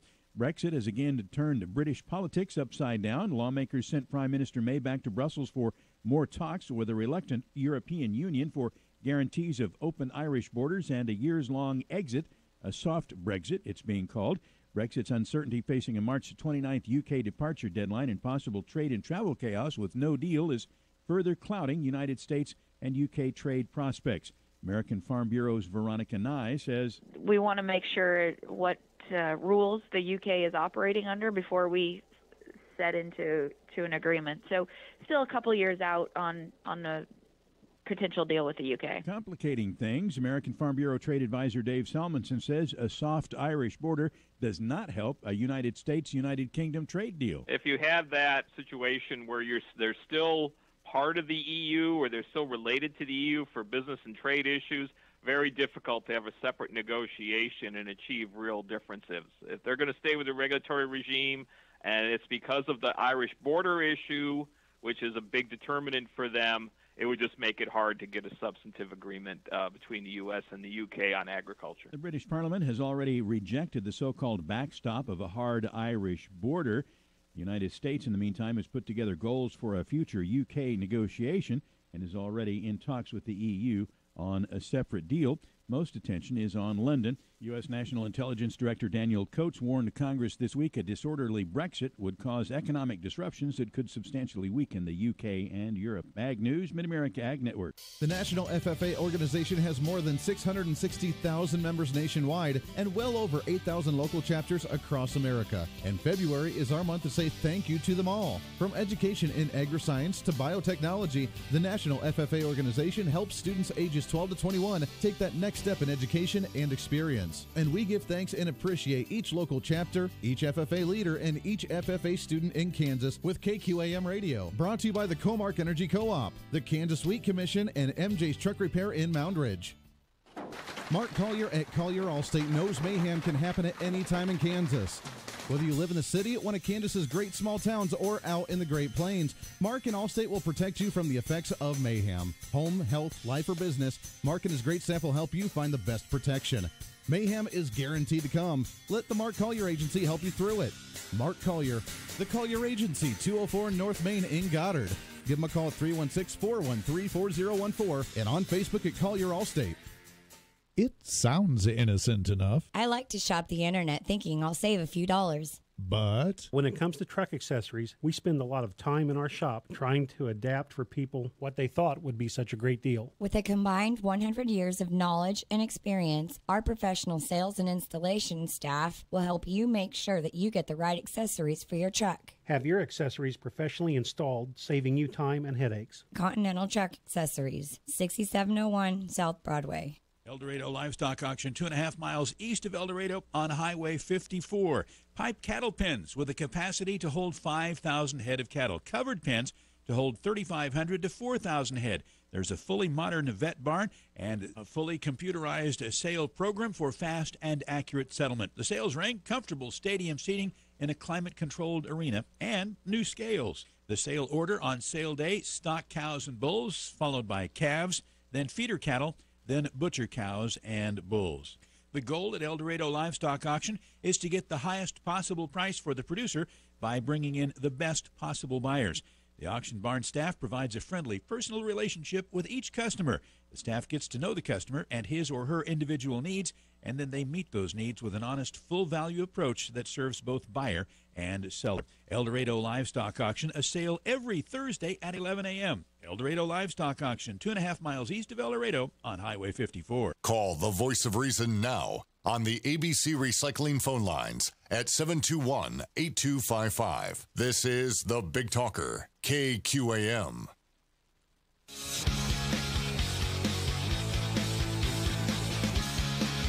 26 minutes past the hour. Hey, welcome into the Voice of Reason. Happy Friday morning to you. It is a free-for-all Friday.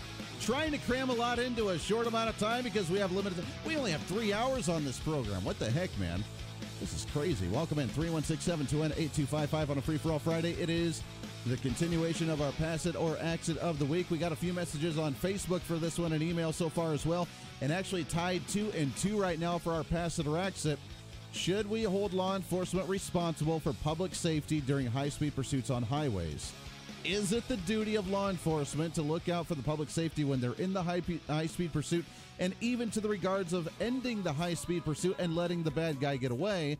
Or should it just be, you know what, to go and get them, whatever it takes, make this happen, and to do the best you can to try and avoid devastating things that happen along the way? I mean, obviously, if you're in a high-speed pursuit, then, you know, you're obviously trying to weave through traffic or keep other people safe the best you can. But if there is an accident, if something does happen, is it the responsibility of the law enforcement, or do we tag that onto the criminal? I would think that you tag that onto the criminal and be like, hey, you jerk, what the hell you doing running away from the cops? And that would be, to me at least, the appropriate response. The cops are just doing their job of what they can to try and actually stop the bad guy from getting away. We don't want bad guys to feel like all they got to do is just speed away and they're going to get away kind of thing. So the responsibility, if there is public safety concerns for a high-speed pursuit, which there always kind of is, I mean, you got to admit, there always kind of is some type of concern that you would hold the victim, you would hold the actual criminal accountable for that, not the law enforcement. But that kind of goes back to like the whole swatting issue, where apparently there's been issues as well. Some individuals saying that no, the person who made the phone call as a swatter shouldn't be held responsible. It should be the law enforcement that actually, may act inappropriately or has an accident, or there's an issue that happens when they get the swatting call and they go into an address that doesn't really have anything going on, but they don't know that and they go under that assumption and something bad happens. Who's held responsible in that situation? To me, I kind of see it as kind of one and the same. So let's get your thoughts on it. We got about a minute before the bottom of the hour break. Let's sneak in a phone call here. Good morning. What's your name? Morning, Andy. This is Doug. Doug, what's going on, sir? How you doing? Hey, I say accident. Law enforcement should be held. They're government. Right. And this is where me and you disagree on big government. Okay. You like big law enforcement. I don't trust law enforcement because it's an unelected position. They're corrupt. They do basically whatever they want. And they should be held liable. They should be held liable. All right, I tell you what, hang on the line, and I want to talk about this a little bit more when we come back, because that's an interesting take to it. Now, again, I'm not for like a big, police state like ruling our lives, but I do believe that when there's a reason for law enforcement, there wouldn't be a need for them if people wouldn't commit crimes. But that's kind of human nature. So stay on the line. I want to talk about that a little bit more. So you think they should be held accountable for that type of transparency sort of deal? Very interesting. Right now, we're at about 3-2 right now for the pass it side, so we'll talk about that when we come back. Stay here. Now back to the KQAM News Desk.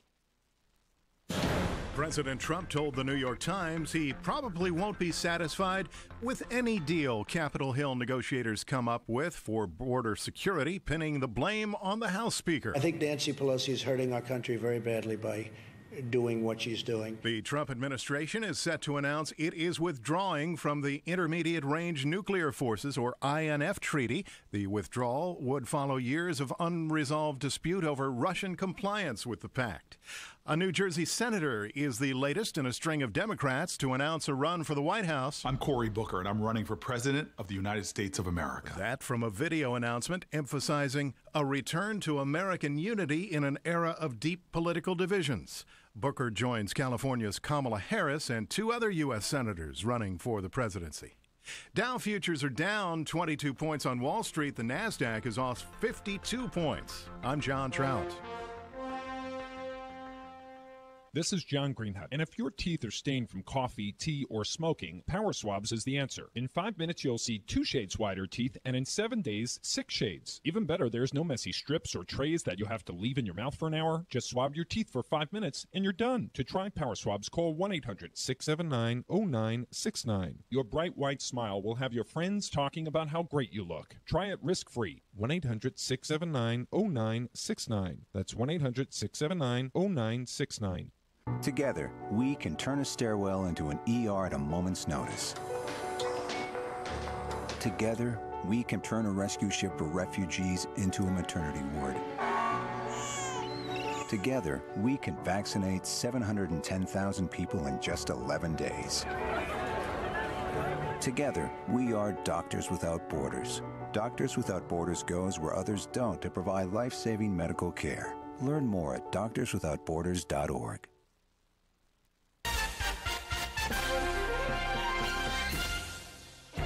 Mid-America Network News. Republican legislators in Kansas have advanced a proposal aimed at preventing corporations and individuals from paying more state income taxes because of changes in federal tax laws. A GOP-controlled Senate committee endorsed a tax relief bill Wednesday on a voice vote.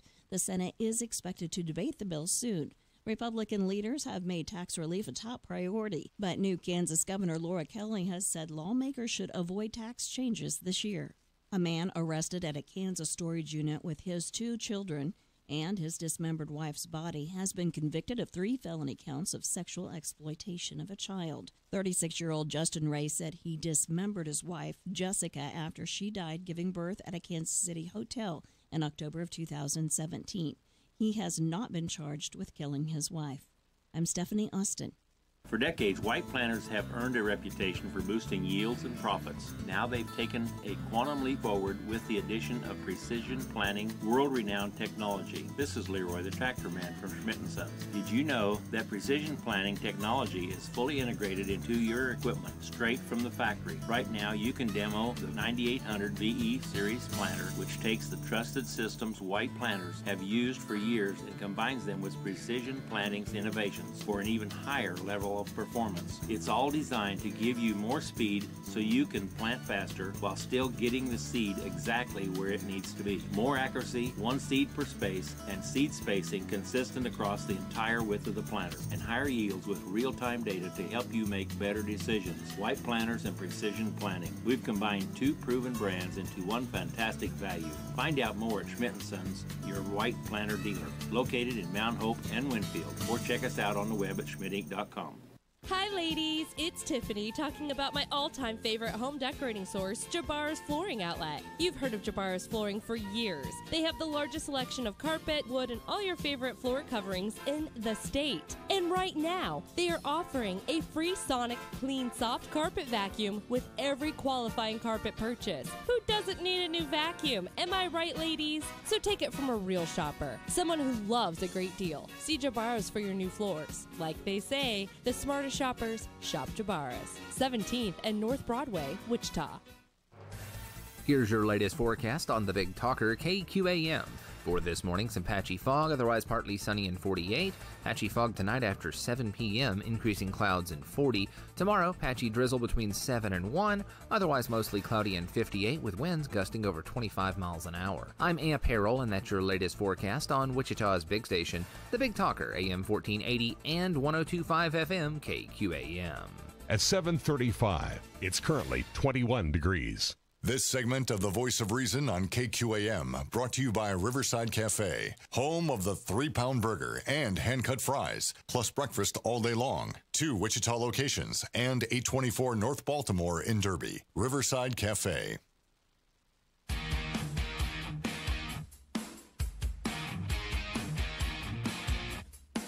It's time for Reason. I've been a huge advocate trying to bring libertarians back into the Republican ranks so we can work together and fix what needs to be fixed, because we have bigger numbers. We have the 80% of that we agree on and work together on, and that we can make a really big change that way instead of dividing ourselves and we continue to lose.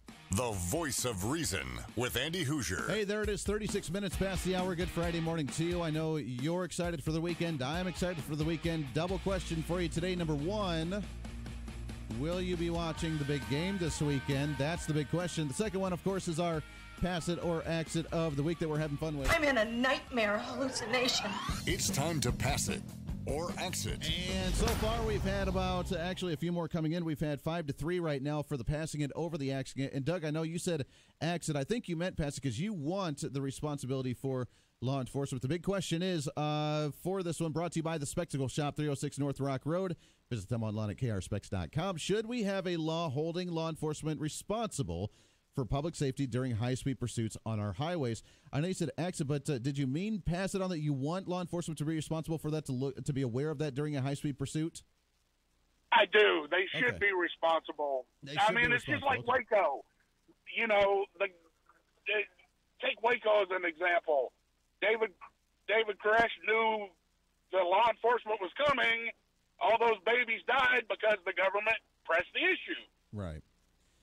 You know, the liability should be on the government. I mean, there's another great example of where, you know, Democrats, you know, want to take your guns, but they want government to have the guns to be able to take your guns. I mean, it's just a catch-22. Sure. Law enforcement is government. Therefore, I do not trust it at all. You don't trust it at all. All right. Well, and let me ask you this, because that's an interesting point to take. If you're in a high-speed pursuit is, unfortunately, we have someone that's breaking the law that the police are trying to stop for that reason, and they felt like running away. To me, I would say that the person that would be liable if anything happens would be the person that is actually causing the issue, that broke the law, and that is running away from law enforcement because they don't want to be caught. To me, I would say they would be more responsible than law enforcement. Well, yeah, they're also responsible, but we're just going to have to agree to disagree because law enforcement should be just as responsible for public safety.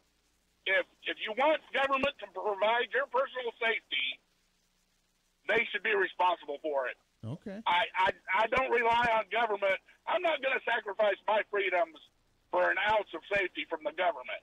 Sure. No, and I agree. I think we shouldn't have the safety based on, which is why I would think, I don't know, and maybe the light bulb's just not clicking on for me, that if we don't want the government to be responsible, if we're not going to put the responsibility on the government for issues because I'm going to take care of my own safety, then I don't want, I don't know, I don't want the responsibility for an issue to be on law enforcement. I'd want it to be on the bad guy with the criminal because in the first place, I wouldn't want a high-speed chase. I'd want to be able to shoot out the tires and stop the bad guy from getting away in the first place and have the ability to do so. So very interesting, Doug. I got to ask you, too, are you going to watch the big game this weekend? Only if I win those tickets. Only if you win the tickets. All right. I like that. Well, your name's in the drawing. We'll be doing that in hour number 3, so stay tuned in for that one. Doug, I appreciate it. Happy Friday, my friend. I always love the dialogue on this good stuff. Let's go back to it here. By the way, it is up on Facebook. You can go to facebook.com, KQAM Radio, the Voice of Reason page, my personal page. The question is up there on there as a poll as well. Pass it or exit. You can support that. Line number 2. Let's go back to it. Good morning. What's your name? Good morning. This is Sean. Sean, good morning, sir. How you doing? Oh, not too bad. Very good. Hey, if we're talking immunity, immunity from liability, immunity from prosecution, criminal or otherwise. Yes. I don't like that idea because that just sets a precedent that no matter what they do, they're okay. And we're talking about human beings, and human beings make mistakes, right. And people have to be held accountable for mistakes. Now, the reason why I really take that stance because you have a motto of the police, which is to preserve and protect. Right. And if they're doing something that is just blatantly dangerous and turns out to be dangerous and unnecessary, and somebody gets hurt, that's negligence that anybody should be held accountable for, whether it's a police officer or Joe Public. Sure. Okay? So, and I think there's a difference between what happened with the swatting call and what you're talking about here in pursuing a guy who didn't use his turn signal and he takes off for some reason. The swatting call, they were acting on the information they had at hand, okay? Nothing more, nothing less. And they thought that there was a public danger going on, actively going on, that they acted on. Should they be prosecuted or sued or held responsible for that? I don't think so because they acted in what I would call a reasonable manner given the information they had. Sure. Now, so let me ask you this then. So when it comes to maybe a high-speed pursuit, would there be a difference for liability if, like you said, if someone didn't use their blinker, or they have an expired plate, they pull them over, they try and pull them over, and the guy takes off speeding, and now we're in a 100-mile-an-hour plus high-speed pursuit, as opposed to we realize that they are holding a kid captive and they're trying to kidnap a child and they're running down the road and they're trying to stop that person so they don't disappear so we can actually get the child, and we're in 100-mile-an-hour. So is there a difference between those two situations? Absolutely. Let's throw another wrinkle in it. Big cities have helicopters up above all the time. You can back off in those situations. Just let the helicopter follow them. Okay. There's no public safety danger at that point. Sure. They're not gonna get away. We can stay back a reasonable distance so that the perpetrator actually slows down and stops endangering. And there's also judgment to be called. 3 o'clock in the morning, there's no traffic. Well, go after them, get them. Sure. But if it's during rush hour or coming up on rush hour as they're heading towards downtown, stop with the chase. We'll get them later. These are criminals. They're stupid by nature. We will get them.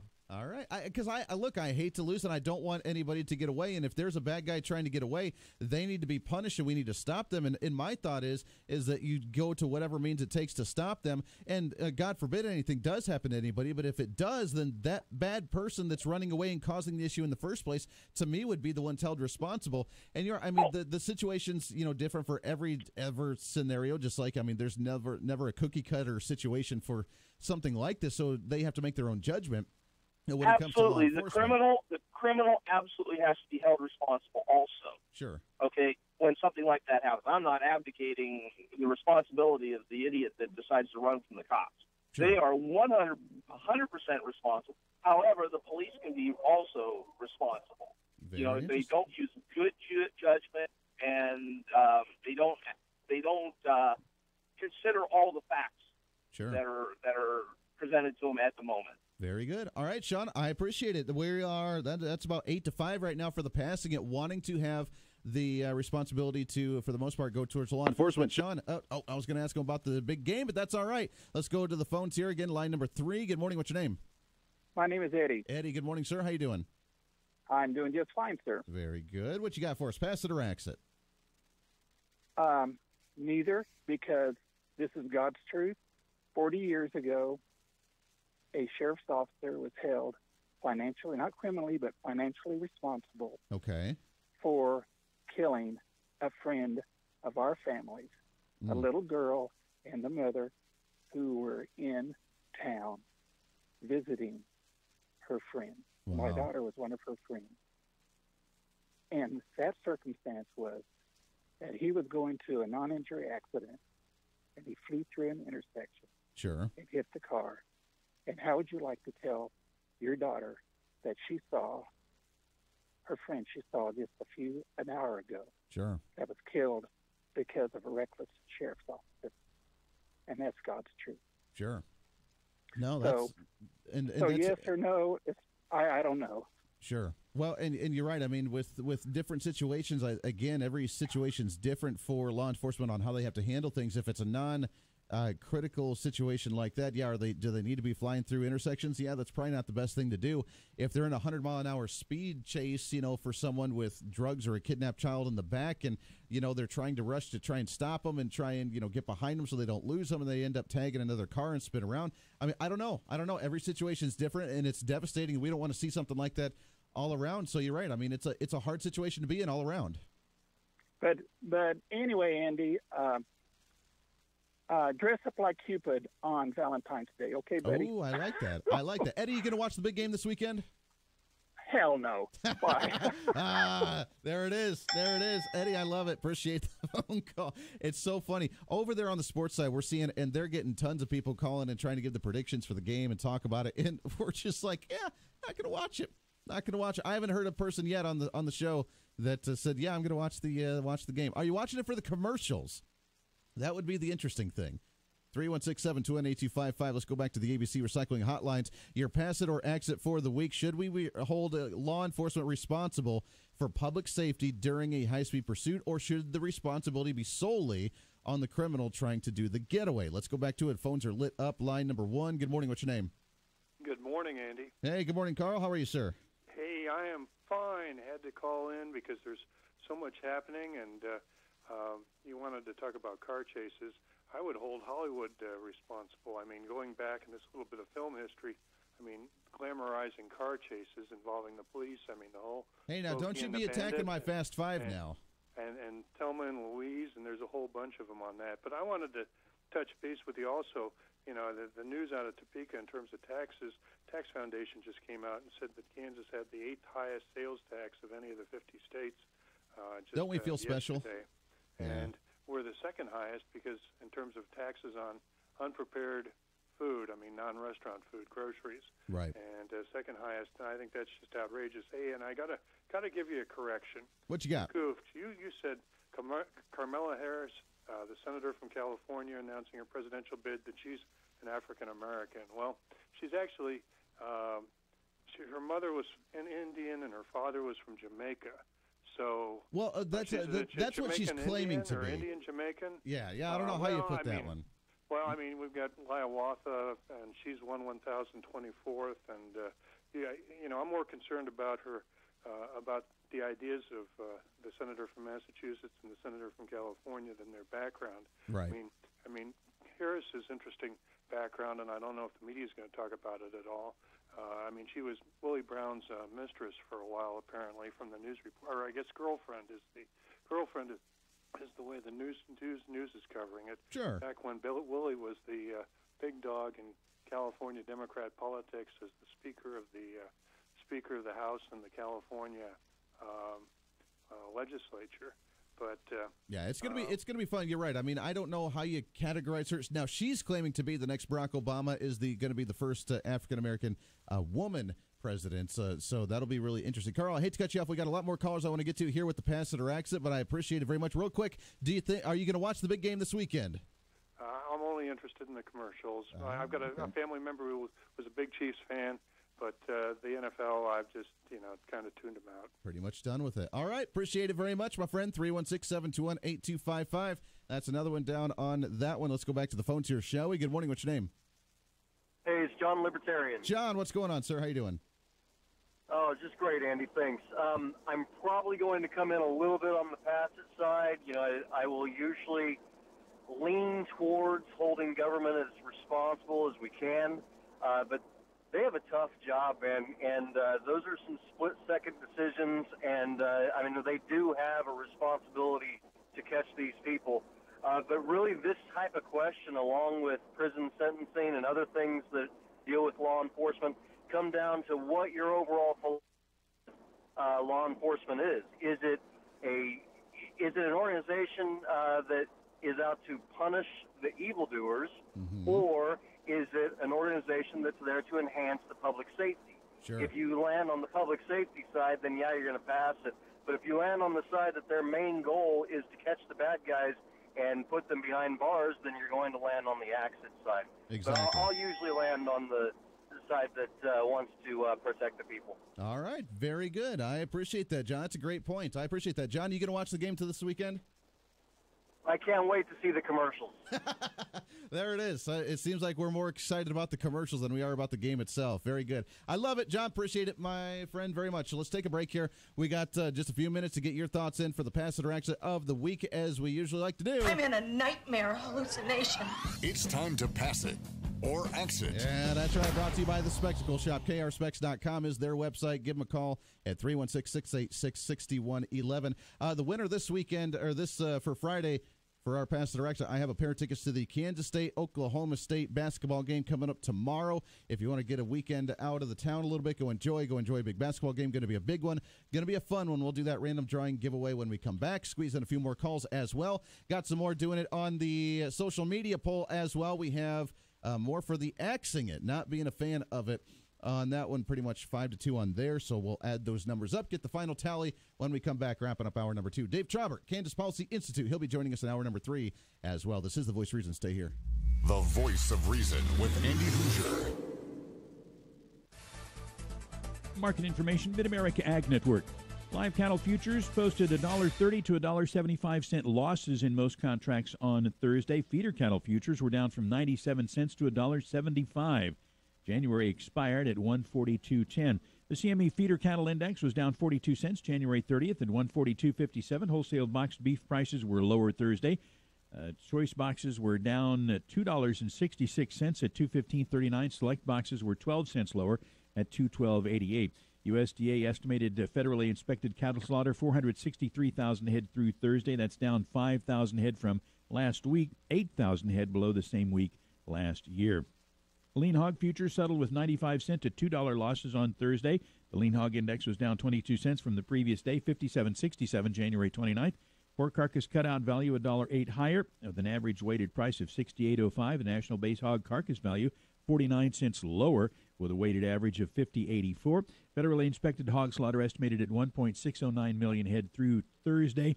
207,000 head less than last week, 252,000 head fewer than the same week last year. Transportation problems due to severe wind chills had a limiting effect on slaughter. Refocusing now, corn, soybeans, and wheat. Corn futures are currently around 2 cents a bushel higher after seeing 4 to 4 3/4 cent losses on Thursday. Soybean futures are as much as 12 cents higher after closing Thursday with Most contracts 5 and 3/4 cents lower. Wheat futures are 1 to 2 cents higher in all three markets. We take a look at where we are right now. March corn up 2 1/4 at 378 3/4. May is up 2 1/4 at 387 1/2. March KC wheat up 2 1/2, 501 1/2. Maize up 2 3/4 at 511 1/2. Soybeans looking good. March beans up 12 1/2, 927 3/4. Later months are double-digit higher. Bean meal and bean oil are also up. Market update, Mid-America Ag Network. When you look around, you might feel pride is in short supply these days. Everything's being disrupted. Rules are changing. Everyone's scrambling to be the next flavor of the month. But at Ford, we don't measure in months. We've been around for 115 years, and we know the only constant is change. So, disruption? Yeah, it's what we do every day. It's also what's led us to build the world's first affordable car, the most beloved pickup truck on the road, the iconic American sports car, and the SUV most people think of when they think of an SUV. We know America was built on the backs of families like ours, so we still take pride in what we build and how we build. We even take pride in taking pride. And the world could use a little more of that right now. Because if you don't believe in what you're doing, why do it at all? Build Ford proud. A DUI can literally stop a person and their vehicle in its tracks. If you know someone who's gotten a nudge from the judge and their vehicle can't budge without an ignition interlock device, the next right move is Just Right Auto Repair. Just Right Auto Repair at 4312 West Central is Wichita's Intoxilock Ignition Interlock Installation Specialist. Intoxilock is the preferred device of choice among customers and monitoring authorities. Make your vehicle just right in the court's sight. Just Right Auto Repair, your Intoxilock Ignition Interlock Installation Specialist. Whether it's your home or your business, from roofing to foundation repair, Romani Construction of Wichita makes the process of construction or home and business improvement easy.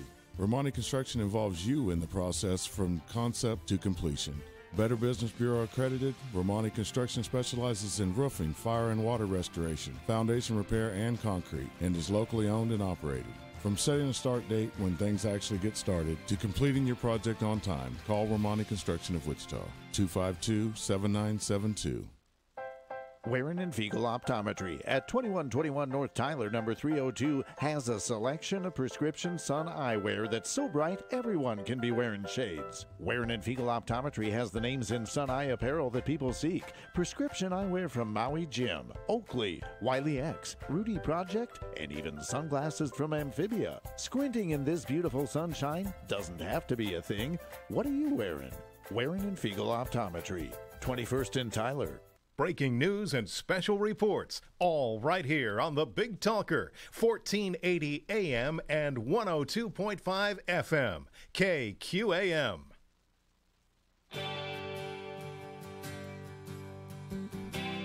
All right, 5 minutes to the top of the hour. Welcome back into it. Wrapping up hour number 2. Boy, this one's gone way too fast today. Holy cow. Adam on Facebook mentions, due to the fact that there are lights and sirens from ambulances, EMS, fire trucks that stop at red lights, but police seem to not to as frequently. He says pass it to give a little bit more accountability to law enforcement on either high-speed pursuits and running to emergency scenes. So we're actually really close, ready 11 to 12.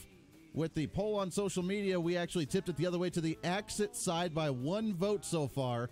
We got just a couple minutes if you want to try and sneak in there to try and change that. But right now, 11 to 12. Very interesting. All right. I love it.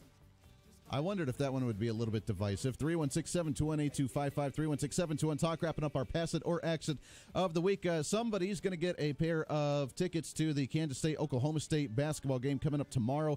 If you want to be part of that and go see it, that'd be a fun one to go and watch. We also have the winners. We will be announcing in hour number 2, we'll be announcing the winners for the Sunflower Showdown with KQAM and Toppers Plus.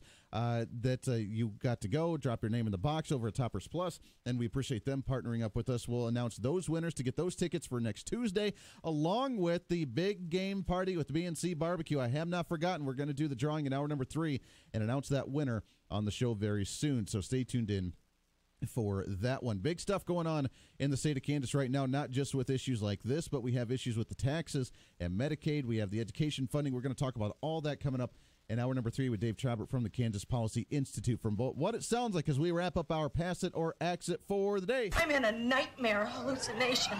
It's time to pass it or exit. It seems like with the final numbers trickling in that the exits are going to have it by just a vote or two here for saying no. It's not the duty of law enforcement to really be looking out for the public safety in a time of split-second decisions and high-speed pursuit chases, that we should be putting all the responsibility onto the criminal trying to do an actual getaway. But a great discussion, and I think it's really interesting to see how many think that, you know what, maybe we should back off a little bit. Maybe we should not try and pursue it as harshly as what we have in the past because we want to look out for the public safety of other people on the roads, which I totally get. And I think that that's a very good discussion to have because we don't want to see accidents happen. And I know that we had mentioned before about, it's not really the same situation between the swatting calls and this. To some degree, it kind of is. In other cases, it's not. I mean, every situation, obviously, is very different. But we love it. We appreciate all the phone calls very much. And for the random drawing, let's see here. John the Libertarian, my friend, you won pair of tickets here, Kansas State, Oklahoma State basketball. If you want to go to that tomorrow, you can swing by the studios. You have your tickets waiting for you right here at the KQAM studios. We'll take a break. Hour number 3 right around the corner. Lots more to get to. We're going to have some fun in hour number 3. Dave Trabert hanging out with us along with talking about other legislative issues here in Kansas. The only place you're going to get it, by the way, too. This is the Voice of Reason. Stay here. Riverside Cafe, whether it's the 2 Wichita locations or in Derby, is proud of their all-day breakfast. It's what's helped make Riverside Cafe famous. And now for you early birds, from 6 to 9, you can pick any 4 for just $4. Sausage link, hash browns, slice of bacon, 3 silver dollar pancakes, quarter biscuit with gravy, a sausage patty, slice of buttered toast, any 4, only $4. From 6 to 9 every morning. Pick 4 for $4 at Riverside Cafe, 9125 West Central and 13th and Benning in Wichita, and 824 North Baltimore in Derby. The Laundry Station in Wichita is Kansas' premier laundry services provider. The Laundry Station has machines for all of your needs in the Wichita area. In fact, the largest machine can handle 10 loads at a time. Imagine a laundry facility where you don't need change. The Laundry Station accepts Apple Pay, debit cards, and credit cards, and your quarters as well. The Laundry Station is conveniently located in the heart of Wichita, on Oliver at Kellogg. The Laundry Station, and online at thelauandrystationks.com. This is a Steckline communication station, K273CX, FM 102.5, and AM 1480 KQAM, Wichita Proud. It's time for your latest news from the KQAM News Center. Brought to you by Phil's Coins, Kansas's largest coin dealer at 9344 West Central. Phil's Coins, buying, selling, and trading with honesty and integrity. Good morning, I'm Stephanie Austin. A Hayesville Elementary School will be closed today. Officials at Oakville Elementary School say there will be no class today due to a mechanical issue that could not be fixed in time. There's no word yet if after-school activities will be affected. The family of a missing Wichita teen is pleading for her safe return. 16-year-old Rosario Vargas did not come home from school at Wichita North High School on Tuesday. Rosario is 5 feet 2 inches tall, weighs about 120 pounds. She has brown hair and brown eyes. She was last seen wearing a light blue jacket that said pink in white lettering and blue jeans. If you have any information, call 911 immediately. One person was injured last night after a rollover accident on East Kellogg. Around 8 p.m., a vehicle traveling west on Kellogg near Grove Street ran into the median, causing the vehicle to roll over. Police say at least 2 suspects ran from the scene, leaving behind one person who was later treated for minor injuries. The on-ramp from Hillside to Kellogg had to temporarily be shut down for a short while. A Wichita man has been sentenced to at least 51 years in prison for sexually assaulting 3 children. In October 2017, 35-year-old Anthony Kramer pled guilty to 3 counts of aggravated indecent liberties with a child and 4 counts of sexual exploitation of a child. The Sedgwick County District Attorney's Office said 2 boys and a girl, ranging in age from only 1 to 6 years of age, were assaulted over 2 days in August of 2017. Kramer was a registered sex offender at the time of the assaults. A 35-year-old man who was shot by a deputy has been released from the hospital and went directly to jail. Jeremy Sanford was booked on Wednesday for 2 counts of aggravated battery of a law enforcement officer, reckless driving, flee and elude, and other charges. The chase began around 11:30 Tuesday night when a deputy attempted to stop a white pickup truck for running a stop sign south of Hydraulic and Pawnee. Here's Doug Downs with the sports. In college basketball this weekend, all three Kansas schools have very important basketball games. KU will take on Texas Tech after coming off of losing 2 in a row. Wichita State will try to get their second conference win when they host Tulsa at 1 o'clock tomorrow afternoon at Charles Koch Arena. And for the Kansas State Wildcats, they find themselves atop the Big 12. They're coming off of a loss against Texas A&M. Bruce Weber talks about how the Cats have responded this week. They're fine. I mean, we dwelled on it Monday and watched it and talked about it, but now it's on to Oklahoma State. From the Sports Desk, I'm Doug Downs. When you look around, you might feel pride is in short supply these days. Everything's being disrupted. Rules are changing. Everyone's scrambling to be the next flavor of the month. But at Ford, we don't measure in months. We've been around for 115 years, and we know the only constant is change. So, disruption? Yeah, it's what we do every day. It's also what's led us to build the world's first affordable car, the most beloved pickup truck on the road, the iconic American sports car, and the SUV most people think of when they think of an SUV. We know America was built on the backs of families like ours, so we still take pride in what we build and how we build. We even take pride in taking pride. And the world could use a little more of that right now. Because if you don't believe in what you're doing, why do it at all? Build Ford proud. Here's the latest from the KQAM News Center. President Trump told the New York Times he probably won't be satisfied with any deal Capitol Hill negotiators come up with for border security, pinning the blame on the House Speaker. I think Nancy Pelosi is hurting our country very badly by doing what she's doing. The Trump administration is set to announce it is withdrawing from the Intermediate Range Nuclear Forces, or INF treaty. The withdrawal would follow years of unresolved dispute over Russian compliance with the pact. A New Jersey senator is the latest in a string of Democrats to announce a run for the White House. I'm Cory Booker, and I'm running for President of the United States of America. That from a video announcement emphasizing a return to American unity in an era of deep political divisions.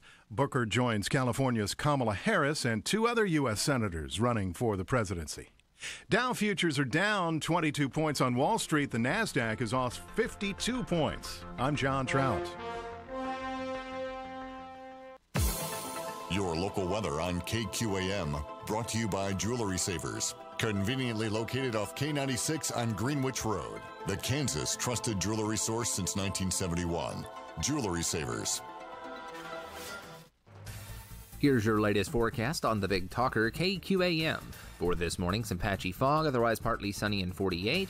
Patchy fog tonight after 7 p.m., increasing clouds and 40. Tomorrow, patchy drizzle between 7 and 1, otherwise mostly cloudy and 58 with winds gusting over 25 miles an hour. I'm Amp Harrell, and that's your latest forecast on Wichita's big station, the Big Talker, AM 1480 and 102.5 FM KQAM. At 8:06. It's currently 21 degrees. Stay tuned for the latest news all day right here on the Big Talker, KQAM.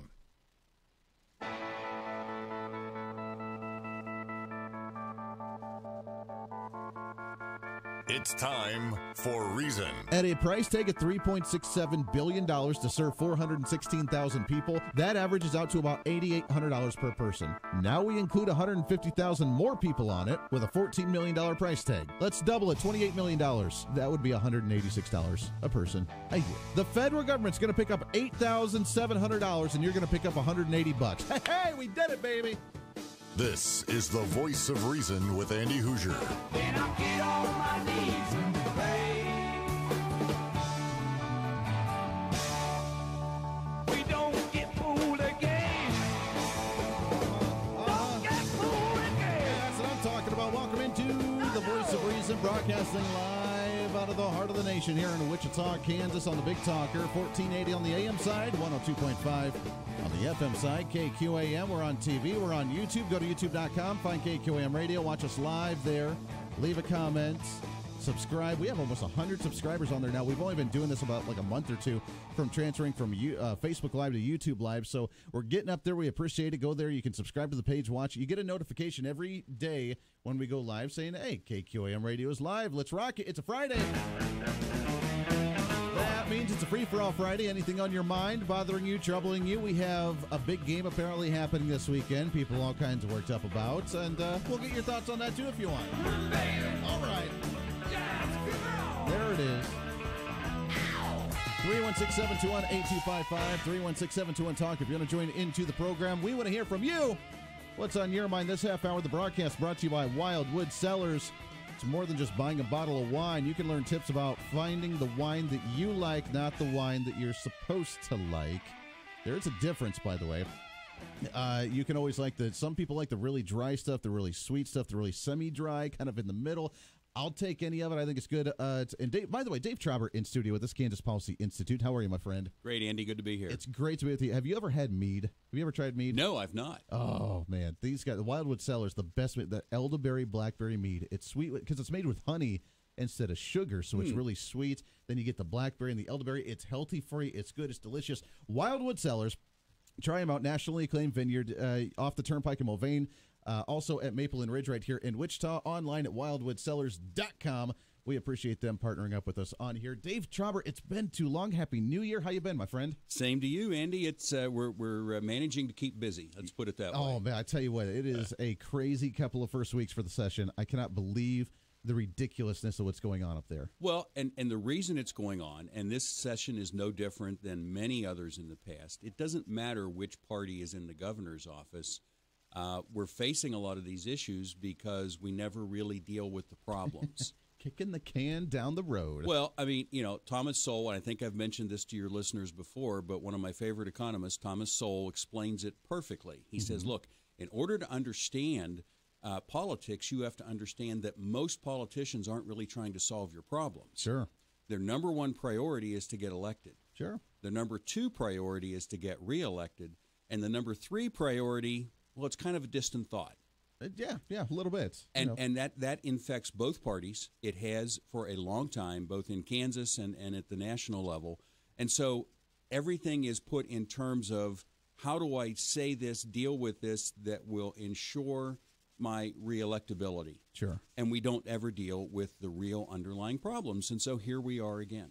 Well, here we are again. And I always joke because Laura Kelly apparently is the superhero that's going to save us from, the travesties of what we've gone through in Kansas, save us from the Brownback administration, all the troubles that's happened. And she was going to come up with the fresh, brand new, clean ideas to save the state, to balance our budget, to spend more money, and to do wonderful things. And we're kind of going down the same road as before of re-amortizing capers and delaying the payments and even missing some payments of oopsies, whatever, of still borrowing from KDOT, even though the media says that's not happening anymore, and still trying to say that we're balancing the budget and doing great things. Well, and that's where the media's got some culpability as well, because, the Sentinel, we own the Sentinel, by the way, now, sentinelksmo.org, did a story about KSNW here in Wichita. Saying that Governor Kelly was leaving highway funding alone. Sorry, that's just not true. I mean, they actually acknowledged it way down in the story that it wasn't true, but the headline says they're leaving it alone. And this is not to bag on Governor Kelly, because, again, what she's doing is what governors before her of both parties have done. Right.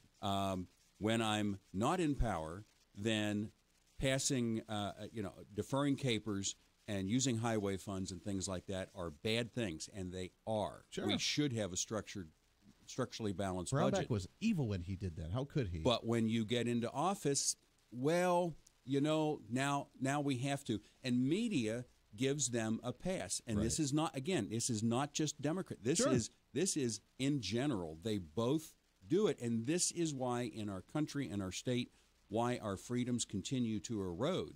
Right. No, that's very true. Now, on the other front, we did see Brownback try and make double payments to some degree and actually catch it back up a little bit, but we still weren't where we need to be. I mean, I just saw the headline saying that we had to make a, $115 million payment from a payment we missed in like 2006 or something? Was that? No, it wasn't 2006. It was much more recent than that.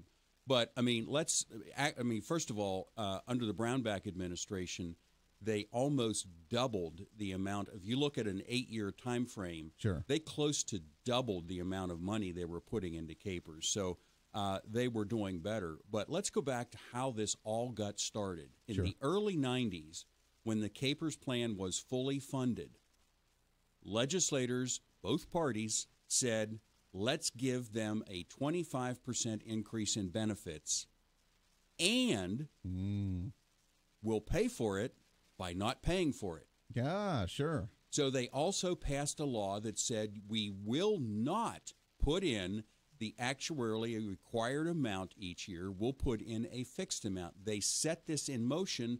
Why? So they could spend more money on other stuff, vote for me stuff. Sure.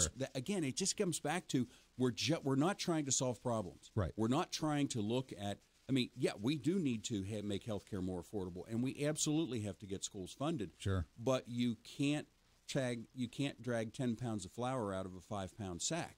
Exactly. You have to look at the resources and not focus on spending, but focus on what we're getting. What is the public benefit that we're buying for this expenditure of taxpayer money? Well, exactly. And that's why I'm so glad to talk with you guys, because there's a lot of that going on right now from numerous different industries and topics and different appropriations. But now we have, just to wrap up this kind of capers discussion, is right now we have the delaying the payments. We have, from what we've seen, close to $7.4 billion that we're going to have to pay additionally down the road that we're going to have to find just for a quick $150 million in savings right now.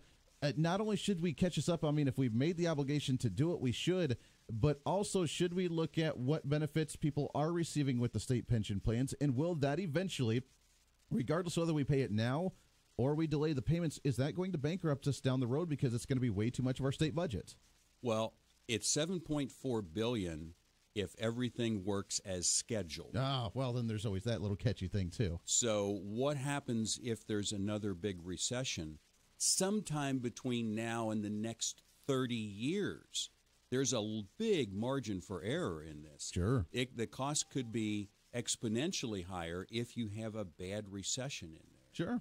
Sure. It comes down to, is this the only way? I mean, is there no other way to fund government? We never start with what is the public benefit to doing this. Right. So we just had a great guy in the legislature this week, Maurice McTeague from the Mercatus Center. Maurice was a member of the New Zealand Parliament back in the 80s when they did what was called the New Zealand Miracle. Okay. The country was just about broke. And so they had an incentive to do things differently and in big ways. And the key to it all was looking at what are we focusing on, what we're getting.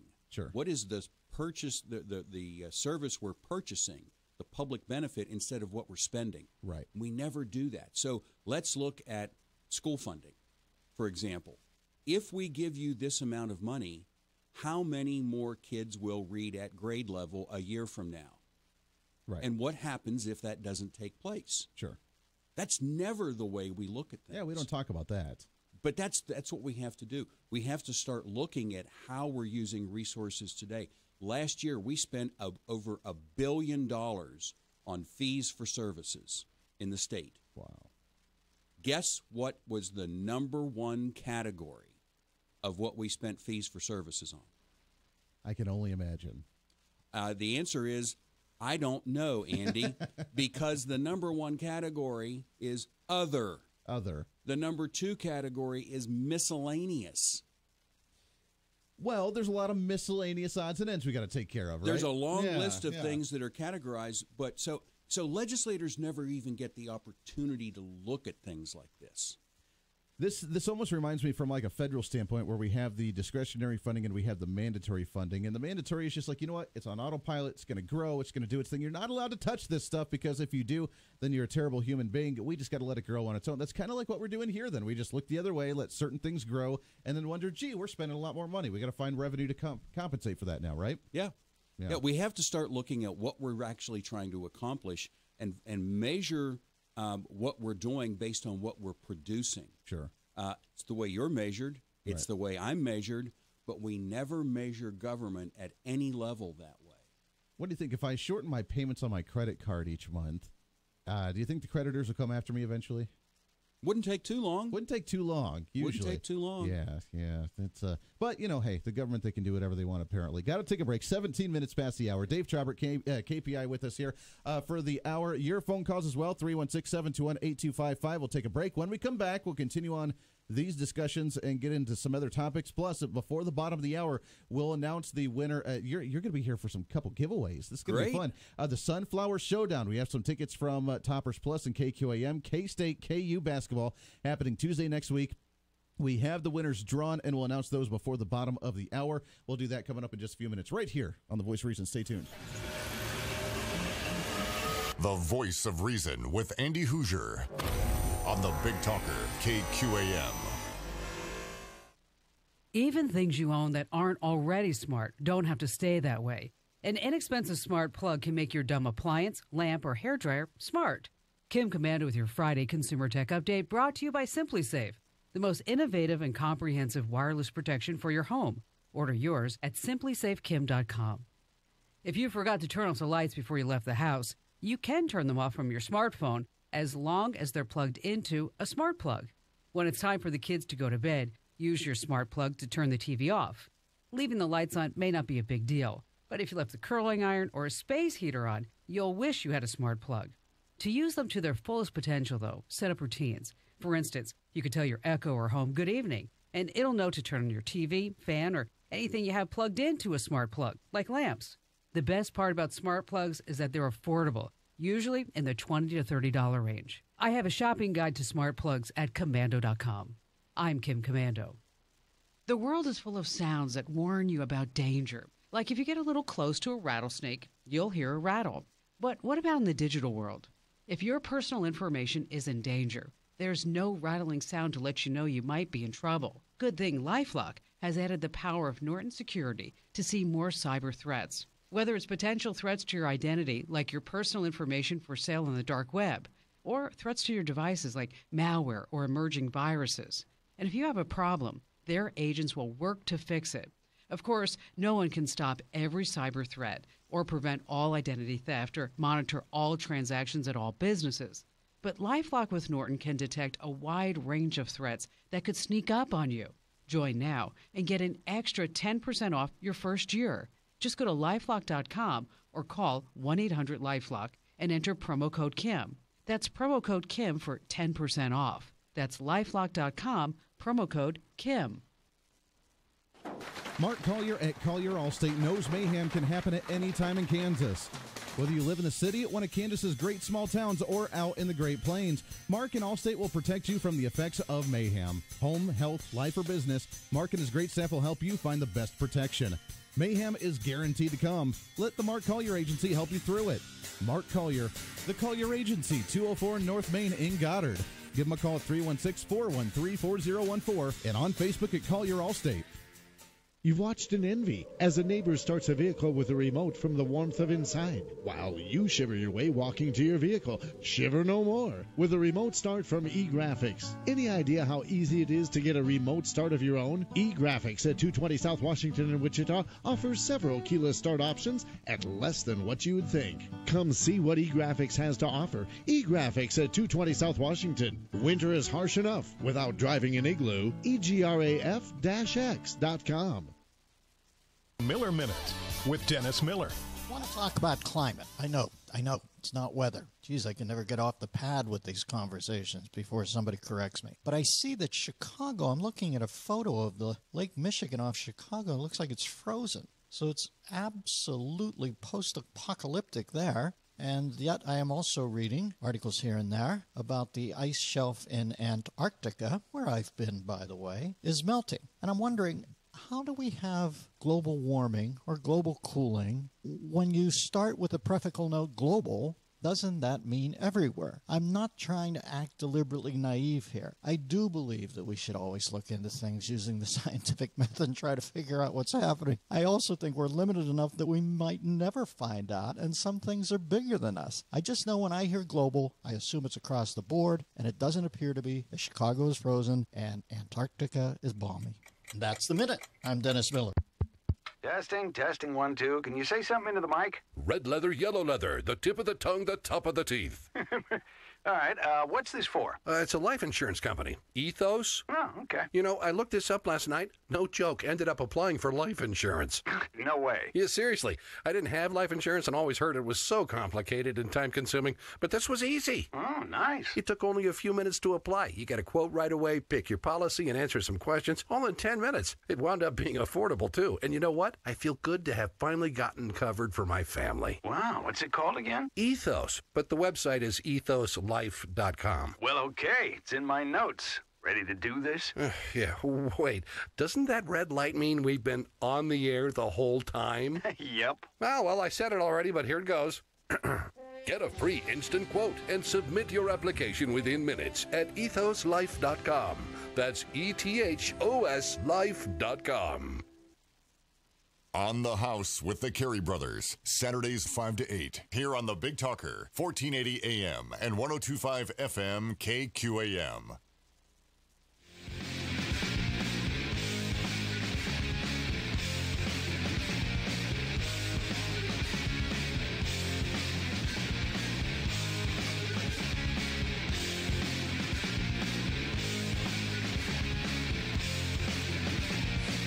Oh, man, I tell you what, 23 minutes past the hour. Welcome into The Voice of Reason, rocking it here with Dave Trabert, Kansas Policy Institute, which, by the way, and I mentioned this to you off the air a little bit, we have right now, which I haven't given it back away yet, but the traveling book, What Was Really the Matter with the Kansas Tax Plan, The Undoing of a Good Idea.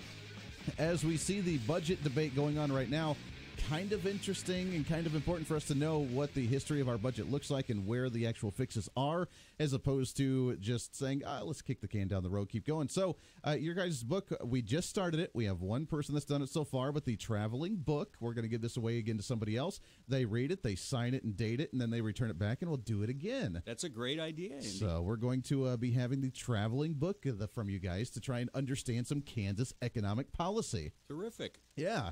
I usually do that with pop-up books, but, then I'm trying to upgrade myself a little bit. So, this is a little bit better. I've done that with pop-up books before. There are pictures in it, though. There are pictures. That's right. That is very true. There are pictures there. 316-721-8255. As we wrap up the Capers discussion, as you mentioned, this has been going on for a long time, and the question is, and as you mentioned, they've, back in the 90s, increasing the quality of the pension plans. I mean, we've heard states like Illinois where 60-80% of their budget was trying to pay their state pension plans because they had Cadillac versions. When I was interning for radio in Colorado, the pension plans in Colorado were very big Cadillac plans, and it was ruining and destroying the state because they couldn't afford them. Not only should we not delay the payments to get falling behind on these things. I mean, I got $80,000 of student loan debt. If I get too far behind and I do a lot of forbearance and deferments, I'm saving in the short term to not have to pay that $400 a month payment, but I just increased my 9% interest rate on a $30,000 loan, and now look at that. Now it's not a $28,000, but it's a $32,000 loan that I got to pay back in the long run. That's what we're essentially doing here. Not only should we stay up on our payments, but can we start revisiting what the benefits actually look like for our pension plans and saying, maybe they're a little too Cadillac and we got to lower the pension quality a little bit. By the way, there's also a proposal in the legislature right now to increase the benefits. Well, there you go. You got that too. So I've heard teachers are upset because they're like, absolutely. Laura Kelly's the teacher's governor. She's going to take care of schools. She's going to take care of education. But look at this. Now my pension plan sucks. Thanks a lot, Laura Kelly. And again, we have to get back to making effective use of the money we already have. Right. Kansas, in 2016, hundreds of millions of dollars ago, Kansas spent 36% more per resident than the states without an income tax. Sure. Every state provides education and health care and social transport. They have all the same stuff. Right. Some states spend a heck of a lot more per resident to provide that. And that's the reason, that's the only reason they have to tax more, because they choose to spend more. It's about understanding what we're getting, having a good public benefit at the best possible price. Right. Now that's what we have to do. Hopefully we can reform some of that, but, it sounds like we're going the other direction. Let's raise benefits a little bit. That'd be fantastic. But to be honest, Andy, we can't do it. To be fair, we can't just blame the politicians. Oh, sure. Because we as residents buy into it. Yeah. I mean, when they're out there selling candy as enticement to vote, it's like, here, have some more candy, vote for me. And that's the way an awful lot of folks in the state make their decision. Sure. Well, yeah, I'd like to have more of this. I'd like to have more of that. They need to read the books. They need to listen to your show. They need to listen to our podcasts and go to our website and get themselves educated right. About the facts and what are the other things that we can do. We always have this, we kind of, in this country, we measure how much we care about something by how much we spend on it. Right. Instead, we should measure how much we care by how much we're doing better. Sure. Are we getting better? And if not, why are we doing it this way? Well, you're right. And I mean, I remember you guys had the little blue book that was during election time with the number of state and federal employees by county, and it broke it down and all this. And that makes sense why so many people want to be a state employee or a federal employee. I mean, the benefits are fantastic. I get the pension plan. It's going to be great. It's not based on, the market going up or down, but it's just the state pension plan. I'm going to get a Cadillac plan, and I'm going to be coasting and doing really well when I retire. And that makes sense. That's why we have so many state employees compared to the private sector when we look at a county-by-county basis. Yeah. Now, I wouldn't say that by any means we have the typical government employee is coasting into retirement. Well, sure. But the problem isn't to some extent, some of the benefits are much better than what the rest of us in the private sector get. The real problem in government is that there are so many extra employees. There are more than we need to get the job done. And that doesn't mean that we go lay people off to fix it. We just take advantage. There's massive amounts of turnover every year and retirement. Find ways not to replace those jobs because every government job is paid by money taken out of the private sector. Sure. So it's not that you don't need or there's no value to it, but it's displacing value. And you need to do some of that, absolutely. But we have to find what is the minimum disruption we can provide to the rest of the economy to get the outcomes we need. Exactly. Bottom of the hour news coming up here in just a minute. Dave Trabert, Kansas Policy Institute. When we come back, which, by the way, as soon as we come back, we're going to do the giveaway for the Sunflower Showdown. And by the end of the hour, we're going to be giving away that big party ticket or the big game party with B&C Barbecue. All the barbecue you can eat with you and 9 of your friends. We'll be doing that drawing here in a bit. When we come back, though, going down to a 1-year budget as opposed to a 2-year budget. Gee, I wonder why. Also, I want to get Dave's thoughts on the breakdown of the Medicaid expansion plan that was presented by Governor Laura Kelly on Kansas Day. Oh, Joy, we'll do that and more when we come back. Your thoughts and calls as well. Wrapping up a Friday, wrapping up a week here on The Voice of Reason. Stay tuned.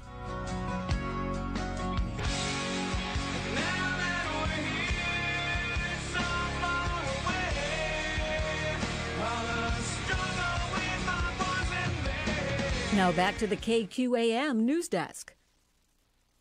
Secretary of State Mike Pompeo says the U.S. is suspending the INF nuclear arms treaty with Russia beginning tomorrow with a 6-month timetable for full withdrawal. If Russia does not return to full and verifiable compliance with the treaty within this 6-month period by verifiably destroying its INF-violating missiles, their launchers, and associated equipment, the treaty will terminate. It's 4 degrees Fahrenheit in Milwaukee at this hour. The upper Midwest will be returning to above zero temperatures for most of the weekend. We have one more day across the Midwest. The wind is still hitting you. It is still feeling like anywhere from 5 to 15 to 20 below, but it's an improvement from where we've been. There's Ivan Cabrera. The cold snap of the past few days has claimed at least 16 lives. The Labor Department said today the unemployment rate rose 0.1% last month. The increase? Many federal workers were counted as temporarily unemployed because of the partial government shutdown. I'm John Trout. Beep's coming. You know what to do. Hey, I'm gonna just rip this Band-Aid off. We need to break up. You're not good for me. I'm always sweaty and uncomfortable around you, and I'm not getting any benefits from this relationship. You're just a basic memory foam mattress. I deserve better. And before you ask, yes, there is someone else. I've been seeing the purple mattress online for a while now. Don't blame yourself. How can you compete with a bed that totally supports me, hugs my pressure points, and sleeps so effortlessly cool? Not to mention the 100-night trial and free shipping. Now that's a bed with benefits. It'll make me feel better than you ever could. Break up with your old mattress and get with the Purple today. Get a $100 store credit with the purchase of a mattress. Just text GREAT to 484848 to get your $100 store credit. The only way to get this exclusive offer is to text GREAT to 484848. That's GREAT to 484848. Message and data rates may apply up to 5 messages a month. TNC and privacy policy found at purple.com. Reply help for help or stop to cancel.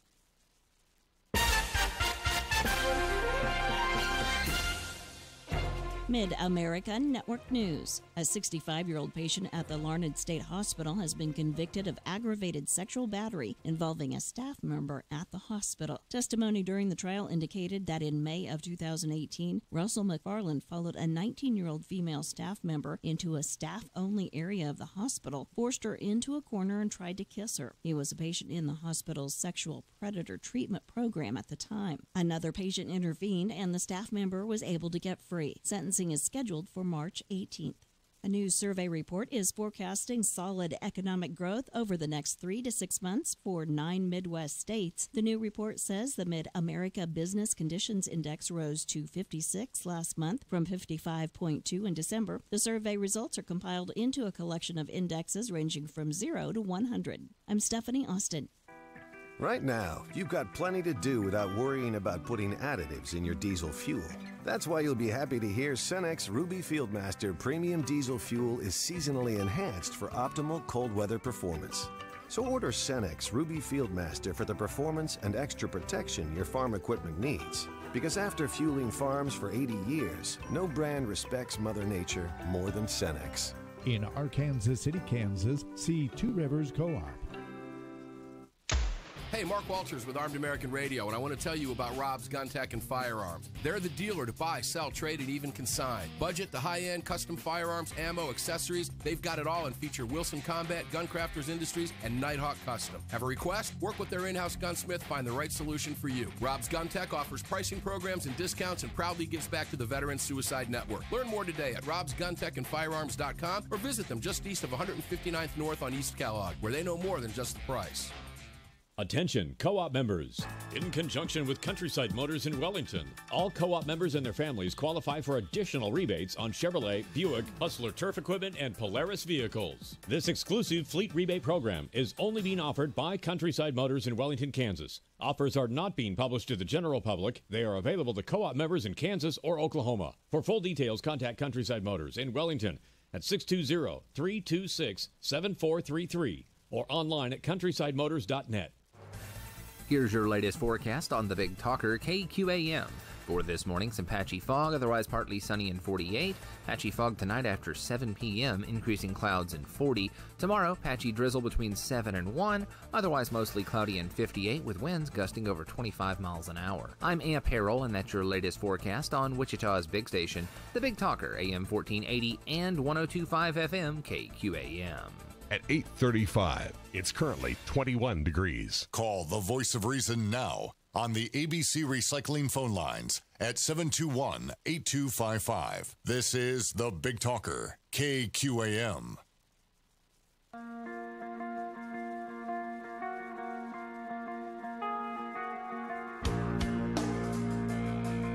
Sometimes you just need an alpha male. I feed off this. I love this stuff. This is what gives me energy. Saying I'm going to do something, putting it out there for the world to see, and then going out and doing it. There's no better feeling in the world than that. And it's as easy as that. Say what you're going to do and go and do it. This is the Voice of Reason with Andy Hoosier. You know, that's kind of the mentality we have to have each and every day. Welcome back into the Voice of Reason. 36 minutes past the hour. Hanging out with you on a Friday. Great to have you along. Advancing conservatism on a daily basis. Usually about 96% sure of our gender identification on a daily basis. Something like that. Welcome in. 316-721-8255. Dave Trabert hanging out with us from the Kansas Policy Institute. It is, but before we get back into some of that stuff, and we got a caller on the line as well, we have to give away something here, and it has been drawn not by us, but by Toppers Plus. As you know, you've had the last 2 weeks to go and sign up at Toppers Plus, which we appreciate them partnering with us here on KQM and KGSO for your chance to win tickets to the Sunflower Showdown. Kansas State KU basketball game is going to happen next Tuesday. Now, we will be airing the game as well on KGSO on our sister station, as we will be having the State of the Union address here on KQAM. But Our two winners for the Sunflower Showdown tickets are, drum roll, Chase Gibson and Mike Gilbreth. There we are. Congrats to you guys, Chase and Mike. Congratulations. You got your pair of tickets. You can swing by the KQAM studios and pick those up here, I believe, here anytime. And for you to get your tickets to go see the Sunflower Showdown. That's a fun game. That's one I would like to see at some point. And it should be a pretty close game this year. Yeah, it should be a good one. We got some calls on the line here, Dave. If you want to jump on your headphones here, if you got a call or a question for Dave, we'd love to hear from you. 316-721-8255 on the ABC Recycling Hotlines. Line number 1. Good morning. What's your name? Oh, I guess we lost that one. Let's try caller number 2 here. Good morning. What's your name? Good morning. This is Bruce. Bruce, what's going on, sir? How you doing? Oh, not much. Hey, got just a quick question. I've got a theory that the economy and all that has been made such that people can't afford to spend much time with their kids, therefore don't pay much attention to what's going on in school, much less pay attention to what's going on in politics. And it also encourages people to have smaller families. I'm thinking this leads to more narcissism in the next generation because the children are going to be raised without siblings to care for and take care of and that kind of thing. And I'm just kind of curious what Dave they were thinking about. Well, I mean, it's an interesting theory. Certainly, it costs more to live these days in many ways because we get to keep less and less of what we earn. Mm-hmm. Well, and as you mentioned, I mean, it's when we talk about the amount of money going into education, you said it many times before, money's not going to solve the problem to get graduation rates up or to get the children educated.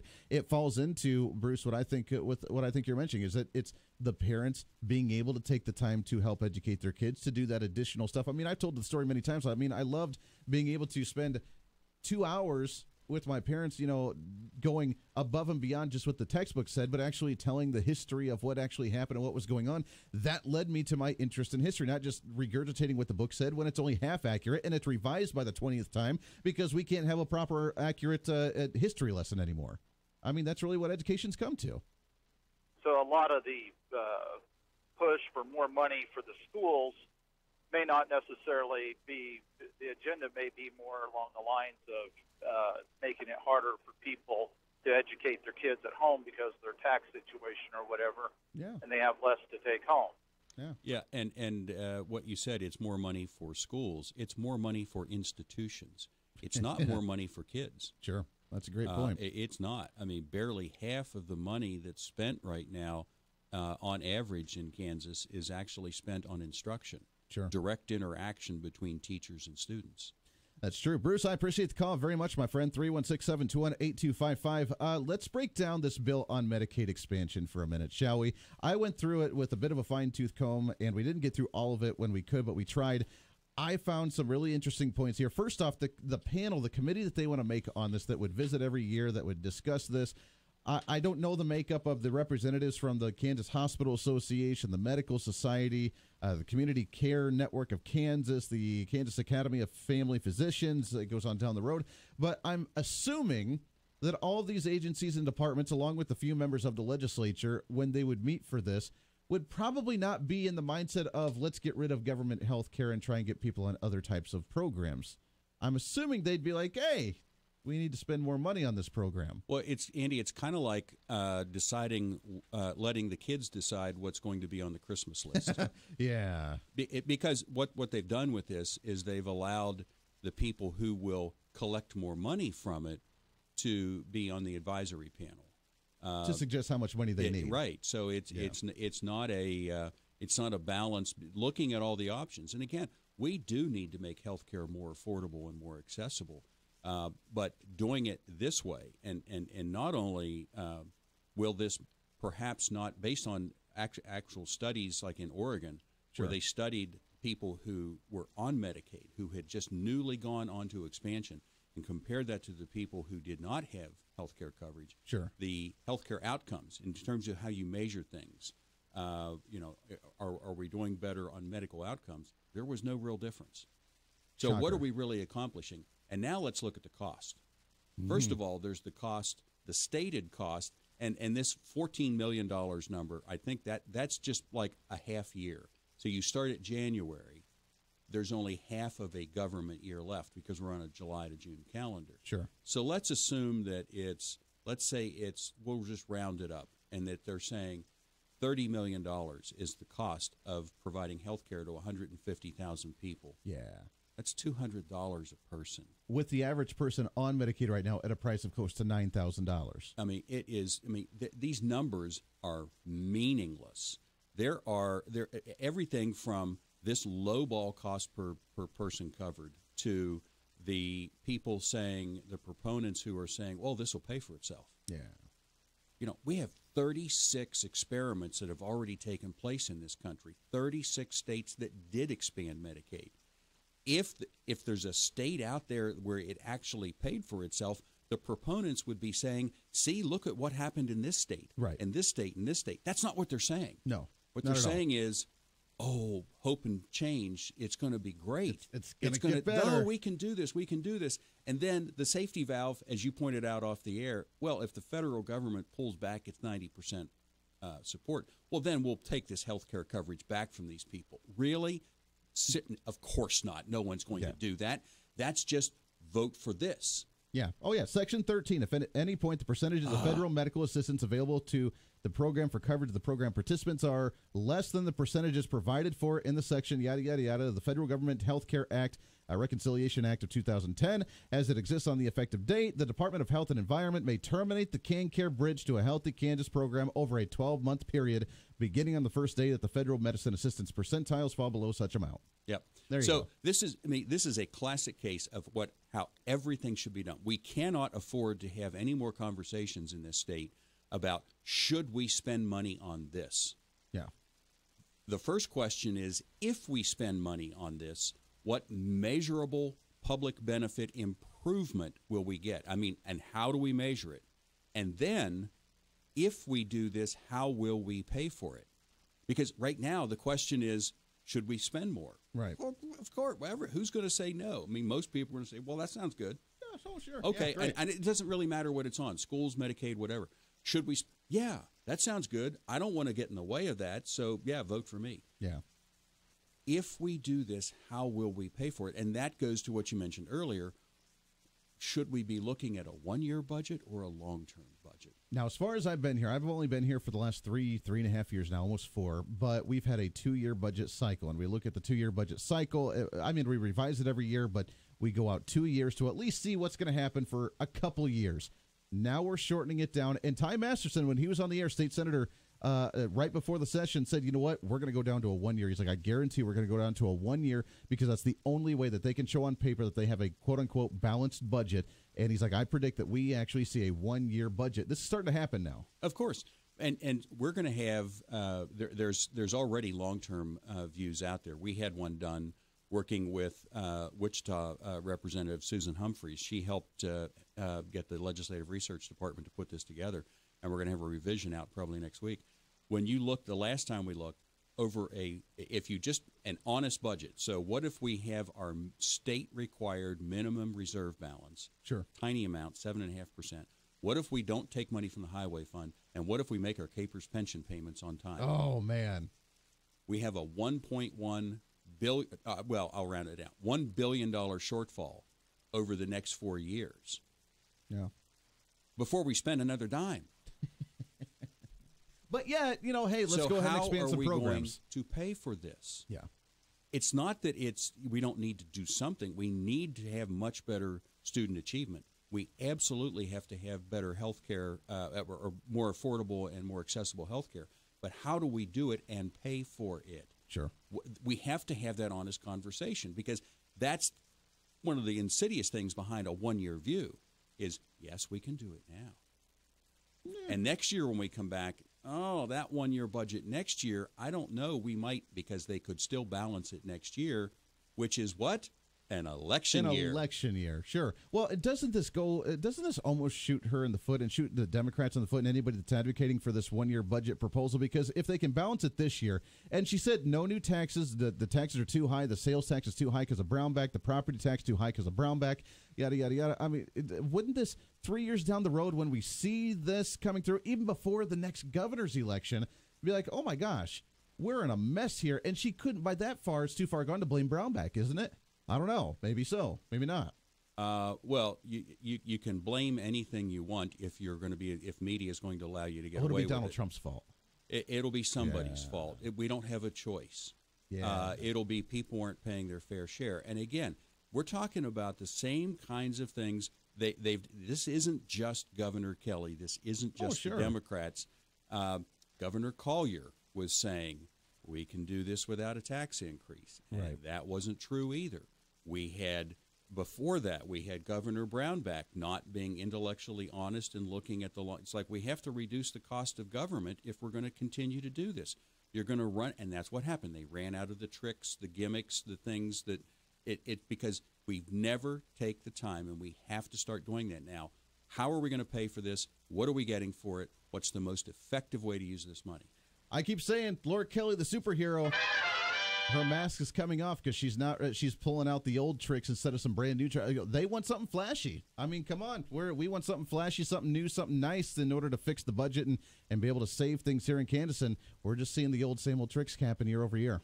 This isn't about restoring government. I've heard that comment that government has been hollowed out. No, this is adding whipped cream and cherries and nuts on top of the sundae that is bigger than it's ever been. By a large amount. State spending was not hollowed out. It continued to set records. Yeah. And, I mean, we're talking about over $1 billion worth of growth in state spending from just a year or so ago is what is actually, when you look out where we're going, because all this new school funding hasn't been kicked in yet. Sure. Some of it has. But when you look at what they've already spent, they've already kind of put on the credit card, wow.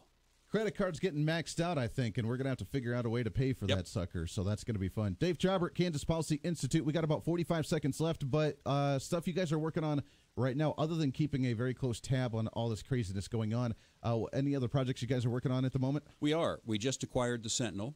That's right, yeah. So sentinelksmo.org is now a subsidiary of Kansas Policy Institute. Very good. And that's still going well? It is. It's doing great. Denidre Herbert is back with us. We're delighted to have her. We're looking to expand that staff. And we are also opening another subsidiary. We're actually interviewing now. We're going to open a public interest law firm. Oh, really?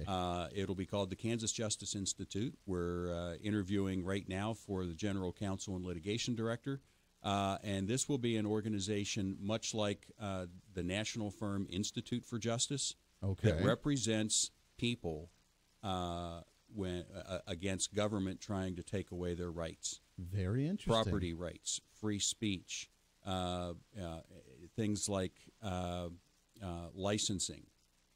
Things that where government intervention prevents people from leading a productive life, being able to exercise their rights to free speech, to property.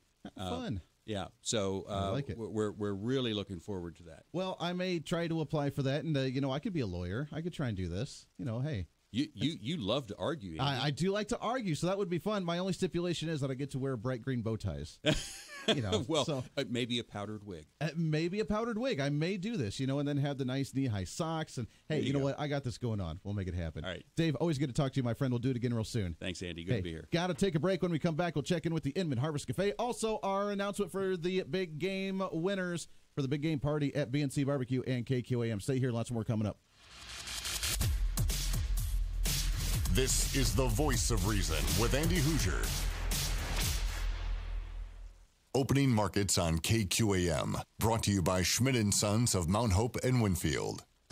Mixing the livestock, mixing the grains and soybeans. That's the way we're starting Friday. First day of February. Let's take a look at the markets. Brady Charles at Schwiedeman Incorporated is along for the ride. Good morning, Brady. Good morning. Well, yeah, we're starting February out on a mixed note across the board in the grains and the livestock. We got February live cattle up 30 at 125.10. April down a dime at 126.20. June up a dime at 116.05. January feeders are expired yesterday. They closed yesterday at 142.10. March is down 25 at 142.30. April down 27 at 144 even. February lean hogs up 25 at 56.50. In the grain markets, March Kansas City wheat's up a quarter at $4.99 a quarter. May is down a quarter at $5.08.5. July is down a penny at $5.18. March Chicago up a quarter at $5.16 3/4. July down 3/4 at $5.26 1/4. March spring wheat up 3 at $5.73. In the corn market, March is up 2.5 at $3.79. May is up 2.5 at $3.87 3/4. July's up 2 3/4 at $3.95 1/2. March beans up 12 3/4 at $9.28. May up 12.5 at $9.41 3/4. November up 11 at $9.66 1/2. This has been Brady Charles at Sweetman Incorporated. For questions on these markets, any other markets, and all your marketing needs, please give us a call at 800-272-9131 or visit us online at upthelimit.com. Thank you very much, Brady. Check with you at the close. Market information from Mid-America Ag Network. For decades, white planters have earned a reputation for boosting yields and profits. Now they've taken a quantum leap forward with the addition of precision planting, world-renowned technology. This is Leroy, the tractor man from Schmidt & Sons. Did you know that precision planting technology is fully integrated into your equipment straight from the factory? Right now, you can demo the 9800 VE Series planter, which takes the trusted systems white planters have used for years and combines them with precision planting's innovations for an even higher level of performance. It's all designed to give you more speed so you can plant faster while still getting the seed exactly where it needs to be. More accuracy, one seed per space, and seed spacing consistent across the entire width of the planter, and higher yields with real-time data to help you make better decisions. White planters and precision planting. We've combined two proven brands into one fantastic value. Find out more at Schmidt & Sons, your white planter dealer, located in Mount Hope and Winfield, or check us out on the web at schmidtinc.com. For the latest KQAM giveaways and promotions, just visit us online at kqamradio.com.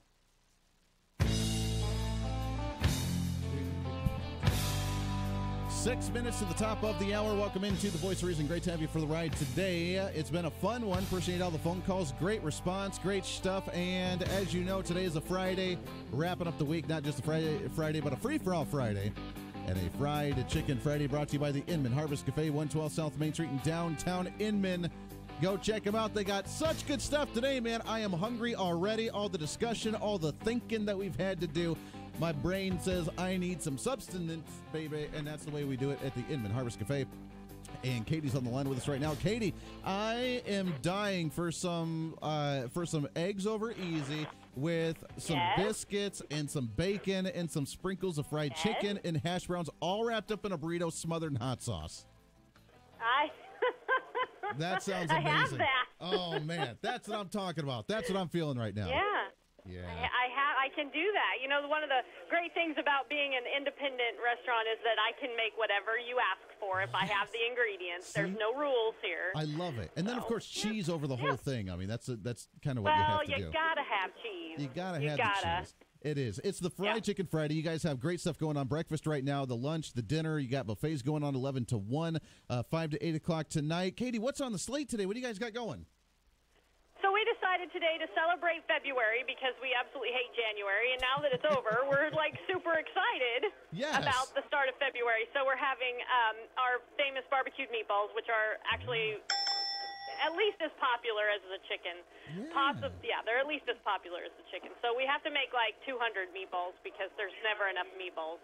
That is true. So we're making that, and then we're also having baked beans because they go with the meatballs. And then I like to, mix all that up in a big gloppy mess because that's my favorite thing to do ever. Man, I like it. That's good stuff. Yeah. That's So February. So that's what we're having for the first Friday in February, and I am super excited. Oh yeah, and that's that's nice and warm and hearty for February and being cold, and with the crazy deep freezes we're seeing all over. Now we can think of some nice fried chicken with barbecue meatballs and with beans. I mean, that sounds fantastic today. Yeah. It goes together so well, and then you take, like you said, the little chicken sprinkles, little crunchies, and you put them all over the top of that, and it's just It just makes the world a better it's place. The best food ever in the world. Yeah. Kind of makes the world a better place. So I love it. Just making the world better little by little, each meal at a time. Now, with along that, you had the roast beef, of course, and you have the fried chicken, and you have the salad bar, which is great. Always, and we always pass up the salad bar, but man, you put some fried chicken on the salad bar, and that's kind of a good thing too. Yeah, we've got, and places have all those mixed salads.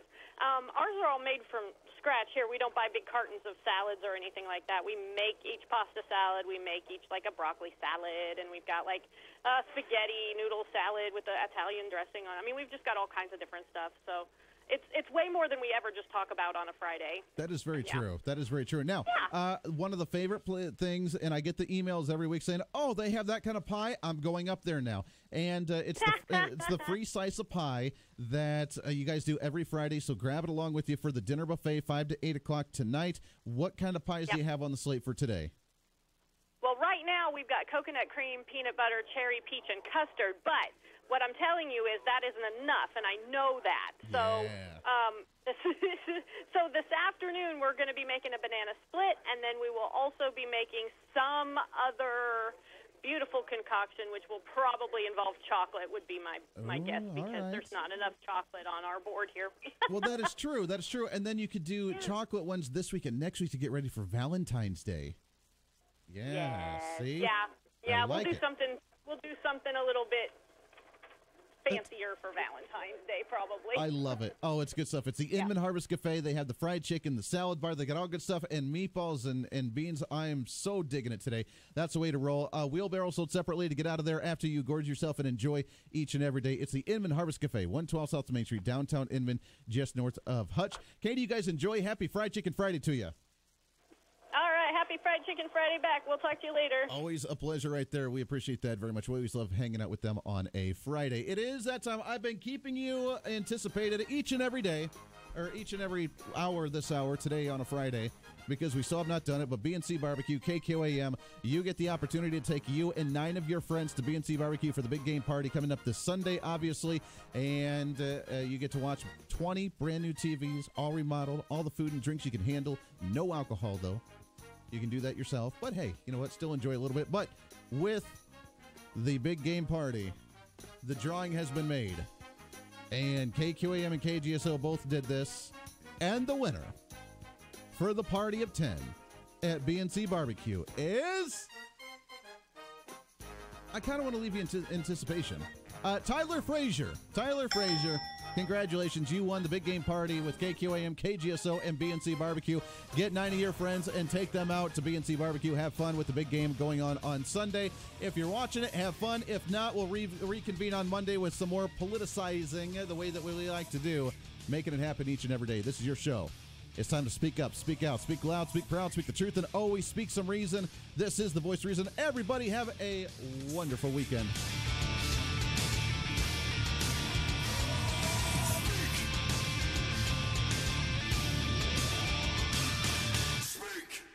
This is a Steckline Communication Station, K273CX, FM 102.5, and AM 1480 KQAM, Wichita Proud. It's time for your latest news from the KQAM News Center. Brought to you by Heartland Avionics and JD Aviation, your aircraft maintenance partners at Augusta Municipal Airport. Learn more at iflyaugusta.com. I'm Stephanie Austin. A Wichita man was indicted Wednesday on federal charges for calling the Office of Operation Rescue and threatening to rape and kill employees and their families. U.S. Attorney Stephen McAllister says 22-year-old Christopher Thompson is charged with 3 counts of making threats to injure a person. KWCH reports that according to the indictment, the calls were made in August of last year. If convicted, Thompson faces up to 5 years in federal prison and a fine up to $250,000 on each count. A popular venue for parties and events is closing in downtown Wichita this summer. An email was sent out to customers stating that Abode Venue would hold its final event on July 31st. KWCH reports that customers should contact Abode to arrange for any refunds for events that were scheduled after the closing date. It's a big Super Bowl weekend. Let's see what else is going on with sports. Here's Doug Downs.